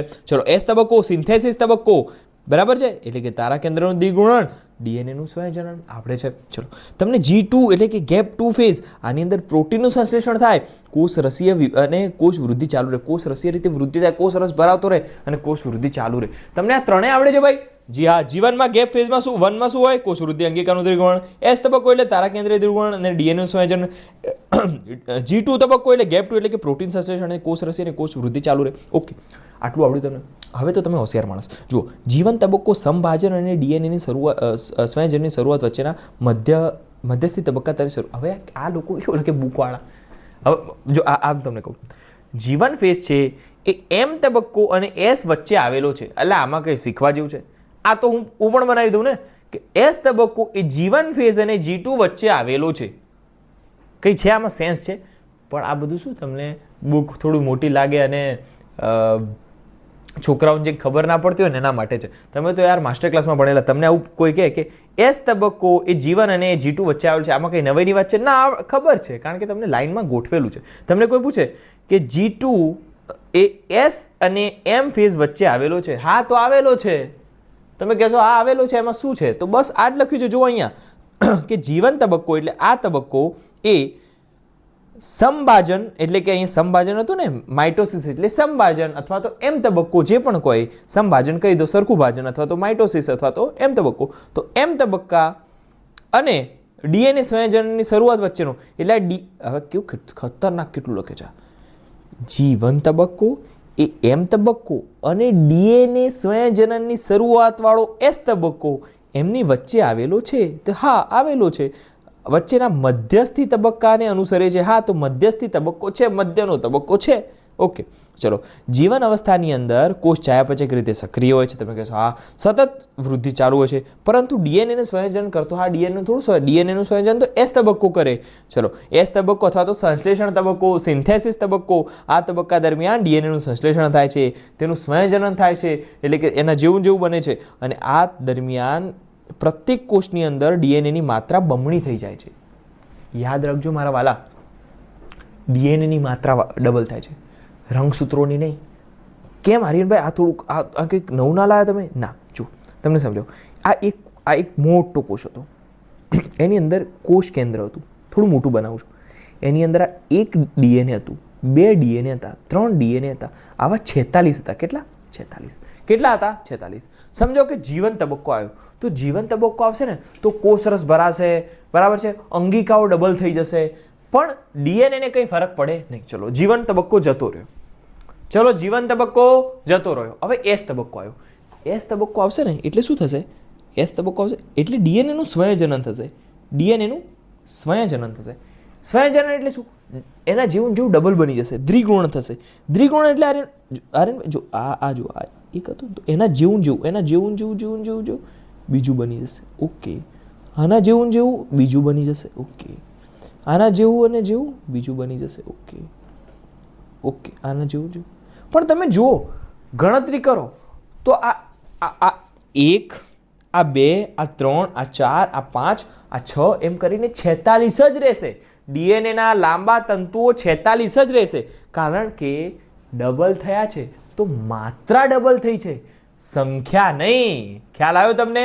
સમજો કે ફરીથી એકવાર સમજાવું. જીવન તબક્કો આવ્યો તો એમાં કોષ રસ ભરાયો, અંગિકાઓ ડબલ થઈ, પતી ગયું કામ. એસ તબક્કો આવ્યો. એસ તબક્કાની અંદર આપણે જોઈશું કે આ જુઓ, આ 1, આ 2, આ 3, આ 4, આ 5, 5 જ દોરે છે, કારણ કે હું 46 તો ના દોરી શકું ને, પણ હોય 46. સમજો કે આ 5 છે. ઓકે,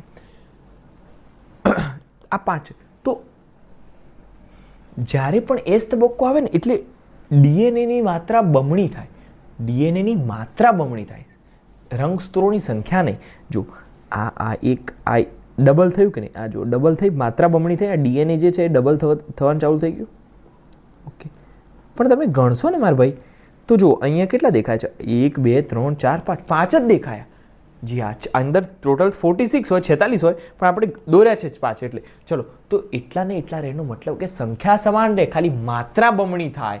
માત્રા એટલે શું? માત્રા એટલે શું? જો આ બનેલું માત્રાની વાત છે, સંખ્યાની નહીં. ઓકે, તમે કહેશો રંગસૂત્ર કઈ રીતે બને? આ ભેગું થઈ જાય ને, આવી મસ્ત મસ્ત આ ક્યુટ વાળું ભેગું થઈ જાય ને, સમજો કે આને બહાર દોરું છું અહીંયા, આમ ભેગું થઈ જાય ને, આમ ભેગું થઈ જાય ને, આમ તો એને રંગસૂત્ર કહેવાય. નાનકડું થઈ જાય ને તો. ઓકે, ચલો આપણે એની વાત નહીં કરીએ. આપણે ડીએનએ જે છે એનું સ્વયંજનન શીખી ગયા, ડબલ થવું. યાદ રાખજો, રંગસૂત્રોની સંખ્યા ડબલ નથી થતી, હા, ખાલી માત્રા ડબલ થાય છે. તો આ લોકો આવું લખે, બરાબર છે. આ એક લાઈન શીખવાડવા માટે મારે કેટલું ટાઈમ, આ 2 ચેપ્ટર જેવા છે, થોડો ટાઈમ લાગી લેવા છે. ચલો, એસ તબક્કો અને જેને કહેવામાં આવે છે સંશ્લેષણ તબક્કો. આ તબક્કા દરમિયાન ડીએનએનું સંશ્લેષણ તેમજ તેનું સ્વયંજનન થાય છે, એ તો તમને આવડ્યું. આ તબક્કા દરમિયાન પ્રત્યેક કોષની અંદર ડીએનએની માત્રા બમણી થાય છે. હવે ખબર પડી, માત્રા બમણી થાય. ડીએનએની શરૂઆતની માત્રા સમજો કે 2C હતી, તો 2 ની 4C. તમને કોઈ કે શરૂઆતની માત્રા 8C હતી, તમે કહેશો 8 ની કેટલી થશે? 16C. એટલે કહેવાનો મતલબ છે કે એની માત્રા ડબલ થશે, સંખ્યા નહીં. એટલે કે તમને પૂછે કે 2C હોય તો વધીને કેટલી થશે? 4C. ચલો, છતાં પણ રંગસૂત્રોની સંખ્યામાં કોઈ પણ વધારો થતો નથી. આપણે ગણતરી કરીને સમજાવ્યું. ચલો, જીવન અવસ્થામાં કોષ દ્વિકીય અથવા તો 2n રંગસૂત્રો ધરાવે છે, એટલે કે 46 રંગસૂત્રો ધરાવે છે. 2n એટલે 46. તો એસ અવસ્થાના અંતમાં પણ તેની સંખ્યા તો હા 2n જ રહે. તમે ગણો 1, 2, 3, 4, 5, તો 46 જ રહે છે. હા, ડીએનએની માત્રા ડબલ થઈ ગઈ હતી, રંગસૂત્રોની નહીં. ચલો, અહીંયા ફરીથી કહું છું, આ આવું હતું ભાઈ. આપણે સમજો આ એસ તબક્કામાં ડબલ થઈ ગયા હતા. જો આ એસ તબક્કામાં આવા ડબલ થઈ ગયા હતા. જો ડબલ થવાની શરૂઆત થઈ ગઈ. એસ તબક્કામાં બધા ડબલ થઈ ગયા. પણ તમે જો સંખ્યા તો એટલી જ રહી, 1, 2, 3, 4, 5, 6, 7, 8, 46 જ રહી, 2n જ રહી. બરાબર છે. તો જે પણ હોય એ રહે, કદાચ n હોય તો n રહે, 2n હોય તો n, પણ એમાં સંખ્યા બદલાય નહીં. હા, માત્રા બદલાય. સમજો કે 2C હતું તો 4C થયું. તો 2C કેમ આવું જ આપ્યું? તમારે ખાલી આ તો એક એકમ છે, ગભરાવાનું નહીં. સમજો કે 8C હતું તો 16C થાય, ડબલ. પણ સંખ્યા ક્યારે ડબલ થાય? નહીં, 2n નું 2n. જો અહીંયા લખ્યું છે ભાઈ, અહીંયા લખ્યું છે હો સાહેબ, કે જુઓ, જીવન અવસ્થામાં કોષ દ્વિકીય અથવા તો કે 2n રંગસૂત્રો ધરાવતો હોય તો પણ એસ અવસ્થાના અંતમાં તેની સંખ્યા જે છે એ એટલી જ રહે છે. એટલે કે 2n ની 2n રહે, 46 ના 46 રહે. તમે અહીંયા ગણ્યા 1, 2, 3, 4, 5, બરાબર છે. કઈ થોડા 10 થઈ ગયા? ના. 46 હતા તો થોડા કઈ 92 થઈ ગયા? ના, 92 ના થાય. આમાં ખાલી ને ખાલી ફક્ત ને ફક્ત માત્રા બદલાઈ છે, ડબલ થઈ છે, નહીં કે સંખ્યા. તો સંખ્યા તો એટલી જ રહેશે. તો 2n ના 2n રહેશે, કે 4n ના થાય. ઓકે, ચલો, તો માત્રા 2C ની 4C થઈ. તમે કહો આવડી ગયું મને. તમને કોઈ પૂછે કે રંગસૂત્રોની સંખ્યા કેટલી હતી? 46. 2n હતી? હા, 2n હતી. 46 હતી. દ્વિકીય કોષ હતો. ઓકે, દ્વિકીય. પણ એ ભૂલથી પણ કંઈ ડબલ થયો? ના, એ કંઈ 4n ના થાય. તો તમને હવે આવડી ગયું કે માત્રા 2C ની 4C થઈ ગઈ, બરાબર છે, પણ સંખ્યા એ 2n ની 2n જ રહી, એટલી ને એટલી રહી. ચલો, એસ તબક્કો પણ પૂરો થઈ ગયો. હવે આયા આપણે આગળ.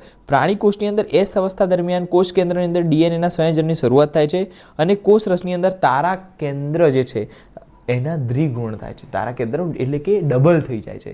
બરાબર, એક હોય તો, કારણ કે આપણે જરૂર પડશે ને, એક કોષને 2 કોષને અલગ પાડવા માટે જરૂર પડશે. ઓકે, ચલો, તારા કેન્દ્ર. તો એસ તબક્કામાં શું થાય? એક તો ડીએનએ બને, પ્લસ તારા કેન્દ્ર પણ ડબલ થાય. ઓકે, તો એસ તબક્કાની અંદર ડીએનએ સમજો પહેલા 2C હોય તો પછી 4C થઈ જાય. જોયું આપણે, પહેલા 2C હતું, સમજો કે આપણે સમજો કે આપણે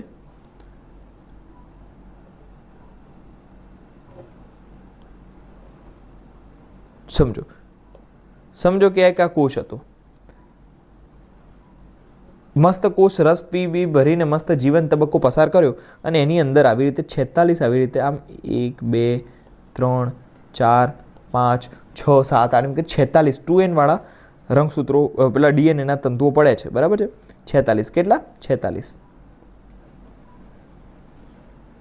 આની અંદર માત્રા કેટલી છે? 2C.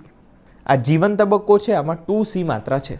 હવે આવ્યો S તબક્કો. એસમાં 2C ની થઈ જશે 4C, 2C ની થઈ જશે 4C, 2C ની થઈ જશે 4C. પણ સંખ્યા તો એટલી ને એટલી રહી ને, 2n ની 2n. જો ગણો 1 2 3 4 5, બરાબર છે. એમ કરીને 46 ને 46 રહેશે. તો સંખ્યા એટલી ને. તો અહીંયા મેં લખ્યું છે ડીએનએ પહેલા S તબક્કામાં ડીએનએ પહેલા 2C હોય તો હવે પછી એ 4C થશે. પરંતુ રંગસૂત્ર જે છે 2n હોય તો એ 2n જ રહેશે, બરાબર. ડીએનએ ડબલ થાય પણ રંગસૂત્રોની સંખ્યા નહીં. હવે હોશિયાર માણસો ખબર પડી આ લાઈન શું કહેવા માંગતી હતી? ડીએનએ ડબલ થયું, 2C નું 4C, પણ રંગસૂત્રો ડબલ થયા નહીં. આ તો હોશિયાર માણસો સમજી શકે, તમારા જેવા યાર. વનસ્પતિ અને પ્રાણી તેમના જીવનકાળની અંદર કેવી રીતે વૃદ્ધિ કરે છે? શું વનસ્પતિની અંદર જીવનભર બધા જ કોષો વિભાજન પામે છે? બરાબર. શું તમે વિચારી શકો છો કે વનસ્પતિ અને પ્રાણીમાં બધા જ કોષો સતત વિભાજન પામતા હોય છે? શું તમે ઉચ્ચ કક્ષાની વનસ્પતિના એવા કોષો જુઓ? કેવું હોય, પ્રાણી હોય એની અંદર આખો દિવસ કંઈ વિભાજન ના ચાલુ હોય. હું પ્રાણી છું, તમે પ્રાણી છો, આમાં આખો દિવસ કંઈ અમુક ઉંમર સુધી હોય, પછી એક સ્થગિત થઈ જાય. હા, આપણી અન્ન નળી હોય, રોજ ઘસાતી હોય, આપણે ખાવાનું ખાતા હોય, રોજ ઘસાતી હોય, તો એમાં નવા કોષો બનતા જાય, બરાબર છે. પણ કંઈ આપણી હાઇટ વધે, આપણે એના માટે ના વધે. પણ વનસ્પતિમાં કેવું હોય? વનસ્પતિ ઉચ્ચ કક્ષાની વનસ્પતિ એ વધતી જ રહે, થોડી વધતી જ રહે, આખી જીવનભર વધતી જ રહે. એનું કારણ છે કે એમાં વર્ધનશીલ પેશી આવે. કઈ પેશી આવે? વર્ધનશીલ પેશી. આ ચેપ્ટરમાં આપણે શીખીશું. એની અંદર વર્ધનશીલ પેશી આવે.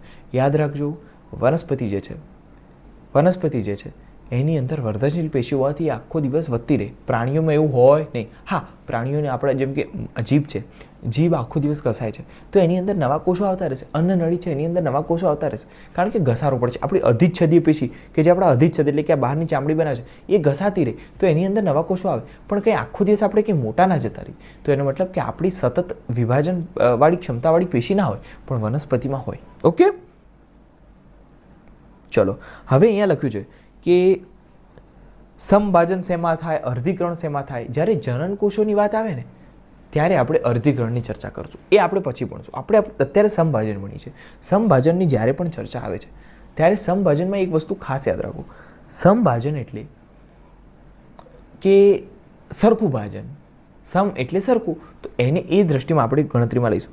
G2 અવસ્થા દરમિયાન સમભાજનની તૈયારી માટે પ્રોટીનનું સંશ્લેષણ થાય છે અને કોષોની વૃદ્ધિ સતત ચાલુ રહે છે. આમાં કંઈ યાદ રાખવા જેવું છે નહીં. યાદ શું રાખવા જેવું છે? પુખ્ત પ્રાણીઓમાં કેટલાક કોષો વિભાજન પામતા નથી. જેમ કે આપણું હૃદય છે, તો હૃદય થોડું મોટું થઈ ને આવડું મોટું બની જાય ના, એ સ્થગિત થઈ જાય, બરાબર છે. અને બીજા ઘણા કોષો ક્યારેક જ વિભાજન પામે છે. કે આખો દિવસ આપણો હાથ થોડું લાભ, પણ જ્યારે કંઈ ઈજા થઈ તો પછી એને પુરાવા માટે આપણે વિભાજન કરવું પડે. જેમ કે હા લખ્યું જો, જ્યારે ઈજા કે મૃત કોષોને કારણે થતા નુકસાનની ભરપાઈ કરવાની જરૂર પડે. હા, અહીંયા કંઈ ઈજા થઈ તો પછી એને ભરપાઈ માટે આપણે વિભાજન કરવું પડે. 1 ના 4, 4 ના 8 કરવા પડે. પણ એનો મતલબ એ નથી કે આખો દિવસ ચાલુ રહે, બરાબર છે. આખો દિવસ ચાલુ રહે તો પછી કેન્સર કહેવાય. ઓકે, કોઈને નહીં થાય, ભગવાન કરે. ચલો, લખ્યું છે અહીંયા કે આ કોષો કે જે ફરીથી વિભાજન પામતા નથી, પરંતુ જીવન અવસ્થામાં, જેમ કે હૃદયનો કોષ છે એ આખો દિવસ થોડું વિભાજન પામશે, મોટું થઈ ગયું, આપણું હૃદય બની ગયું, હવે એ G0 જતો રહેશે. G0 જવું એટલે કોષ ચક્રમાં જ રહેવું. કોષ ચક્રમાંથી બહાર નથી નીકળ્યું, પણ ત્યાં સ્થગિત થઈ ગયું, સસ્પેન્ડ થઈ ગયું, ત્યાં શાંત પડ્યો રહેશે. ઓકે, તો એ G0 તબક્કો. તો G0 તબક્કો કોઈ નવી વસ્તુ છે નહીં. તો કે લખ્યું જીવન અવસ્થામાંથી નીકળીને નિષ્ક્રિય અવસ્થામાં પહોંચે છે. જીવન અવસ્થામાંથી નીકળ્યો છે, કોષ ચક્રમાંથી નીકળ્યો નથી. કોષ ચક્રમાં જ છે, ખાલી જીવનમાંથી નીકળ્યો છે. યાદ રાખજો, જેને કોષ ચક્રની વિરામી અવસ્થા G0 કહે છે. આ અવસ્થાની અંદર કોષો ચયાપચયની દ્રષ્ટિએ સક્રિય હોય છે. તો ચયાપચયની દ્રષ્ટિએ કેવા હોય છે? સક્રિય હોય છે. ઓકે, પરંતુ વિભાજન પામતા નથી. શું?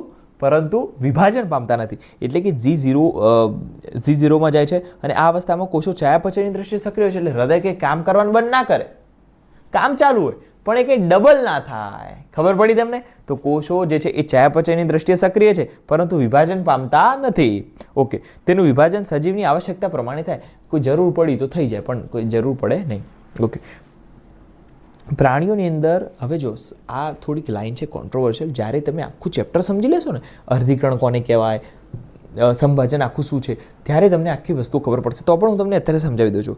પ્રાણીઓની અંદર સમભાજન માત્ર દ્વિકીય દૈહિક કોષોમાં થાય. એટલે આપણો આ કોષ જે છે 2n છે, 46 એને દ્વિકીય કહેવાય. કેવું કહેવાય?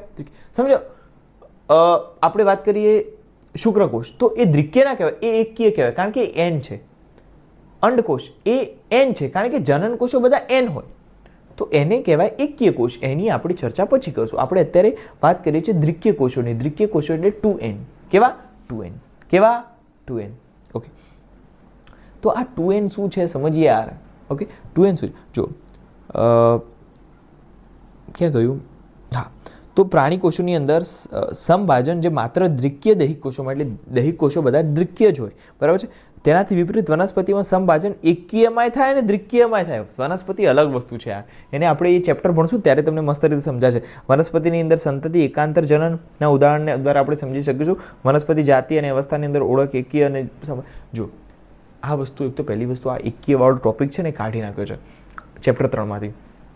તો પણ ઇમ્પોર્ટન્ટ જેટલી વસ્તુઓ છે હું તમને આખા પ્લાન્ટના જેટલા પણ બોટની આવશે એમાં ડિટેલમાં સમજાવીશ. આ વસ્તુ તમને જ્યારે અર્ધીકરણ સમજશો ને પછી ખબર પડશે.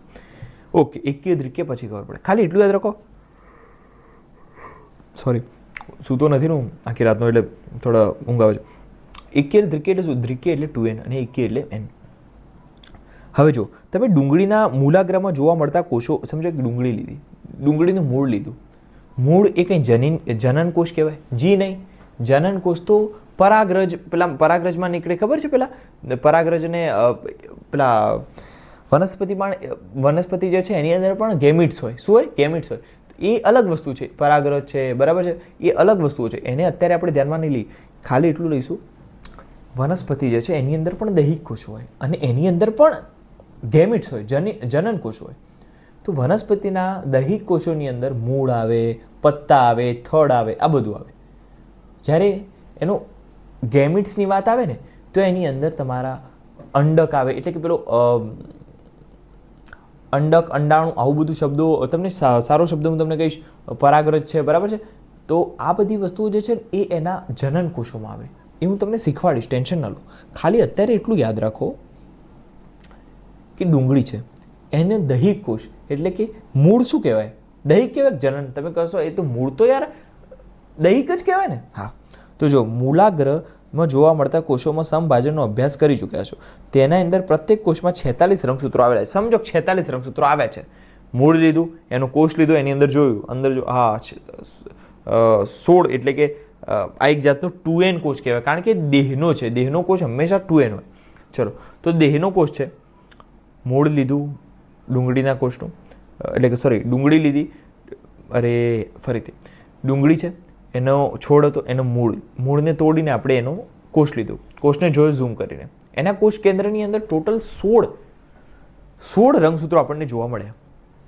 તમને ખ્યાલ આવી ગયો? 2n છે, કારણ કે દૈહિક કોષ છે. ઓકે, પછી ખબર પડશે, પણ તો પણ હું તમને સમજાવી દઉં છું. ઓકે, ડુંગળીનો મૂલાગ્રનો કોષ લીધો, કોષને ઝૂમ કર્યો, એની અંદર જોયું તો એની અંદર વચ્ચે કોષ કેન્દ્રમાં 2n સ્વરૂપે 16 રંગસૂત્રો આવેલા છે. ઓકે, હવે તમે કહી શકો G1, S અને M અવસ્થા પછી કોષની અંદર રંગસૂત્રો કેટલા? અરે હા, આરામથી કહી શકીએ યાર. G1 છે, જો કોષની અંદર M અવસ્થા પછી DNA ની માત્રા 2C હોય તો G1, S અને G2 અવસ્થામાં, અરે આરામથી કહી દઈએ યાર. જુઓ રંગસૂત્ર, જો પહેલી વસ્તુ DNA ની માત્રા કેટલી હોય? જુઓ G1 માં આયા એટલે માત્રા એટલી ને એટલી હોય.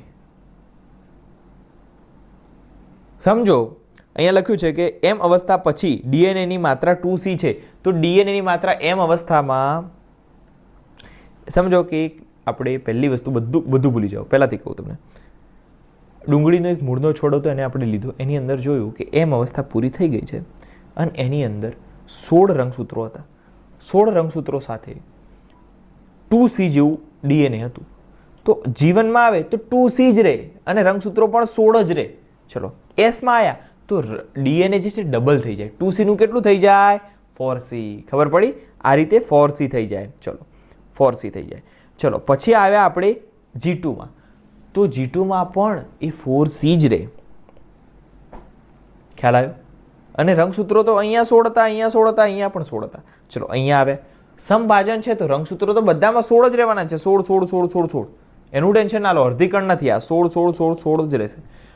આપણે વાત કરીએ છીએ DNA ની. DNA ને અહીંયા 2C હતું, અહીંયા 2C હતું 2C હતું, એસમાં આવ્યા ને એટલે ડબલ થઈ ગયું હતું 4C, G2માં હતા એટલે પણ 4C હતું, પણ અહીંયા એટલે પાછળ અડધું અડધું થઈ ગયું એટલે 2C મેં લખ્યું છે અહીંયા. જો તમે આખું ચેપ્ટર ભણશો એટલે તમને ખ્યાલ આવશે, અત્યારે ટેન્શન નહીં લેવાનું. રંગ જો ડીએનએની વાત કરું તો G1માં કેટલું હતું 2C, એસમાં 4C, G2માં 4C. ઓકે, રંગસૂત્રો કેટલા હતા 16 બધામાં એ તો 16 જ રહેવાના છે. ચલો હવે વાત કરું G0ની મહત્વની લાઈન કે જે પૂછે છે આપણી એનસીઆરટીની અંદર લખેલી છે અને આપણે નીટના પહેલાં એક વખત પૂછાયેલી છે ને, એમાં બહુ મોટી કોન્ટ્રોવર્સી થઈ હતી.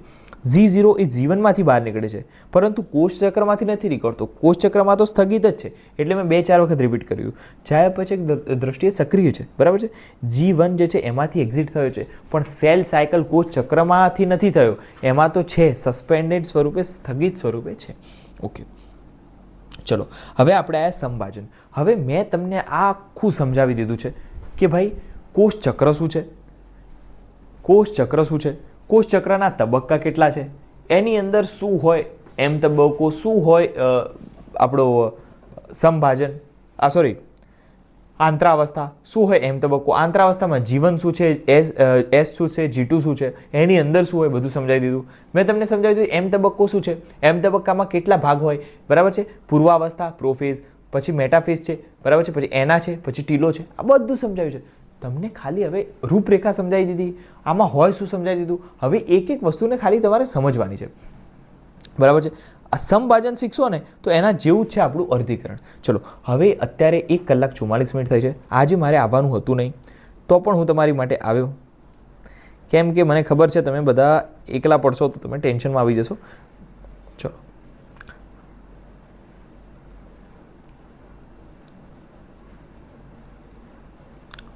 હવે આપણે 2 વસ્તુ શીખવાની છે. તમને બેઝિક વસ્તુ મેં શીખવાડી દીધી, બેઝિક વસ્તુ મેં તમને બધી શીખવાડી દીધી. કોને દૈહિક કોષ કહેવાય, કોને આપણે કહી શકીએ જનન કોષ. દૈહિક કોષ એટલે 2N વાળો હોય, જનન N વાળો હોય. દૈહિક કોષ જે છે એ આખું દેહ બનાવે, જ્યારે જનન કોષ શુક્રકોષ અને અંડકોષ જ હોય. સેલ સાયકલ છે એની અંદર મોટા ભાગે 2 જ ભાગ પડે છે. પહેલો છે તમારો આંતરાવસ્થા, બીજો છે તમારો પહેલો ભાગ શું છે આંતરાવસ્થા, બીજો ભાગ શું છે આપણો એમ તબક્કો. આંતરાવસ્થામાં G1, S અને G2, જ્યારે એમ તબક્કાની અંદર શું છે પ્રોફેઝ એટલે કે પૂર્વાવસ્થા, ભાજના અવસ્થા, ભાજનોત્તર અવસ્થા અને ટીલોફેઝ એટલે કે એને કહેવાય અંત્યાવસ્થા. આ રીતે મેં તમને આખું શીખવાડી દીધું. હવે કેવું છે એમ તબક્કાની અંદર પૂર્વાવસ્થા શું હોય, બરાબર, એની અંદર શું થાય, આ સૌથી સિમ્પલ વસ્તુ છે. અને છેલ્લે છે અર્ધીકરણ. અર્ધીકરણ આનાથી થોડું અલગ પડે, જે સંભાજન છે ને એનાથી થોડું અલગ પડે. ચલો તો મેં તમને આખું શીખવાડી દીધું છે. હવે આપણે ખાલી સંભાજન શું છે અને અર્ધીકરણ શું છે એને સમજવાનું છે. આખો ચેપ્ટરનો મોટા ભાગનો સાર મેં તમને આપી દીધો. હવે આપણે ખાલી ચેપ્ટરની અંદર મેઇન જે 2 ટોપિક છે સંભાજન અને અર્ધીકરણ બંનેને શીખીશું. પહેલાં શીખીશું સંભાજન, પછી શીખીશું અર્ધીકરણ. મારે છે ફાર્બેકનું પેપર, હું ઊંઘ્યો છું નહીં. અત્યારે હું સીધો જઈને લાઇબ્રેરીથી બુક્સ લઈ પછી રૂમ પર જઈને પાછું વાંચીશ, બરાબર. થોડુંક ફ્રેશ થઈ ચા બા પી લઈશ, નહીં તૈયાર થઈ જઈશ. મને લાગતું નથી મારું ફટાફટ રિવિઝન થાય, પણ તમે અત્યારે પૂરજોડ સાથે આખું એકવાર વાંચી લો, શું કહેવા માગે છે એકવાર જોઈ લો, બરાબર છે. સંભાજન આવું એકવાર જોઈ લો. સંભાજન એટલે આવી બધી વસ્તુઓ, લાઇનમાં બધા રંગસૂત્રો જે છે એને ગોઠવી દેવાના, બરાબર છે. ગોઠવીને પછી ખેંચી લેવા એમને, બરાબર છે. જો આ ખેંચે છે, જોયું, ખેંચીને અલગ કરે છે. ઓકે, જો આવું બધું છે, જોયું ને. ઓકે, તો 2 કોષ આ રીતે બને. જો આ બધું આપણે શીખીશું. 12 તારીખ પછી તો મારે તમને આખા બધું પૂરું કરાવવું છે. અત્યારે તમે સેકન્ડ યરમાં આવશે એટલે તમને ખ્યાલ આવશે કે મેં શું બલિદાન આપ્યું છે, પણ ટેન્શન ના લો, બધું વસૂલ છે. જ્યારે તમારા માર્ક્સ આવશે, તમારી કમેન્ટ જોઈએ છે ત્યારે એમને ગમે છે, 1-2 કમેન્ટ સારી કરી દેજો, બરાબર છે. થોડું ઉત્સાહ આવી જશે અમારી ટીમને. મને મળું છું હવે તમને કાલે. સંભાજન અર્ધીકરણ આપણે શીખી લઈશું. આ ચેપ્ટરના MCQ અને જે PDF છે અત્યારે તમને નહીં આપીએ, એનું રીઝન એ છે કે બધા લીડર બોર્ડમાં આવવા માટે જેમ તેમ ટેસ્ટ આપી દે છે, શાંતિથી ભણીને આપો, બરાબર છે. આ 2 ચેપ્ટર મહત્ત્વના હતા એટલે આપણો ટાઈમ લાગ્યો. ઘણા બધા નાના ચેપ્ટર છે, એક દિવસમાં 2 પણ પૂરા થશે. 2 કલાકનું એક લેક્ચર એટલે આખું પૂરું થઈ જાય, બરાબર છે. તો એવા પણ ચેપ્ટર ટેન્શન ના લો. મળીશું નેક્સ્ટ લેક્ચરમાં. Thank you very much. જય શ્રી રામ.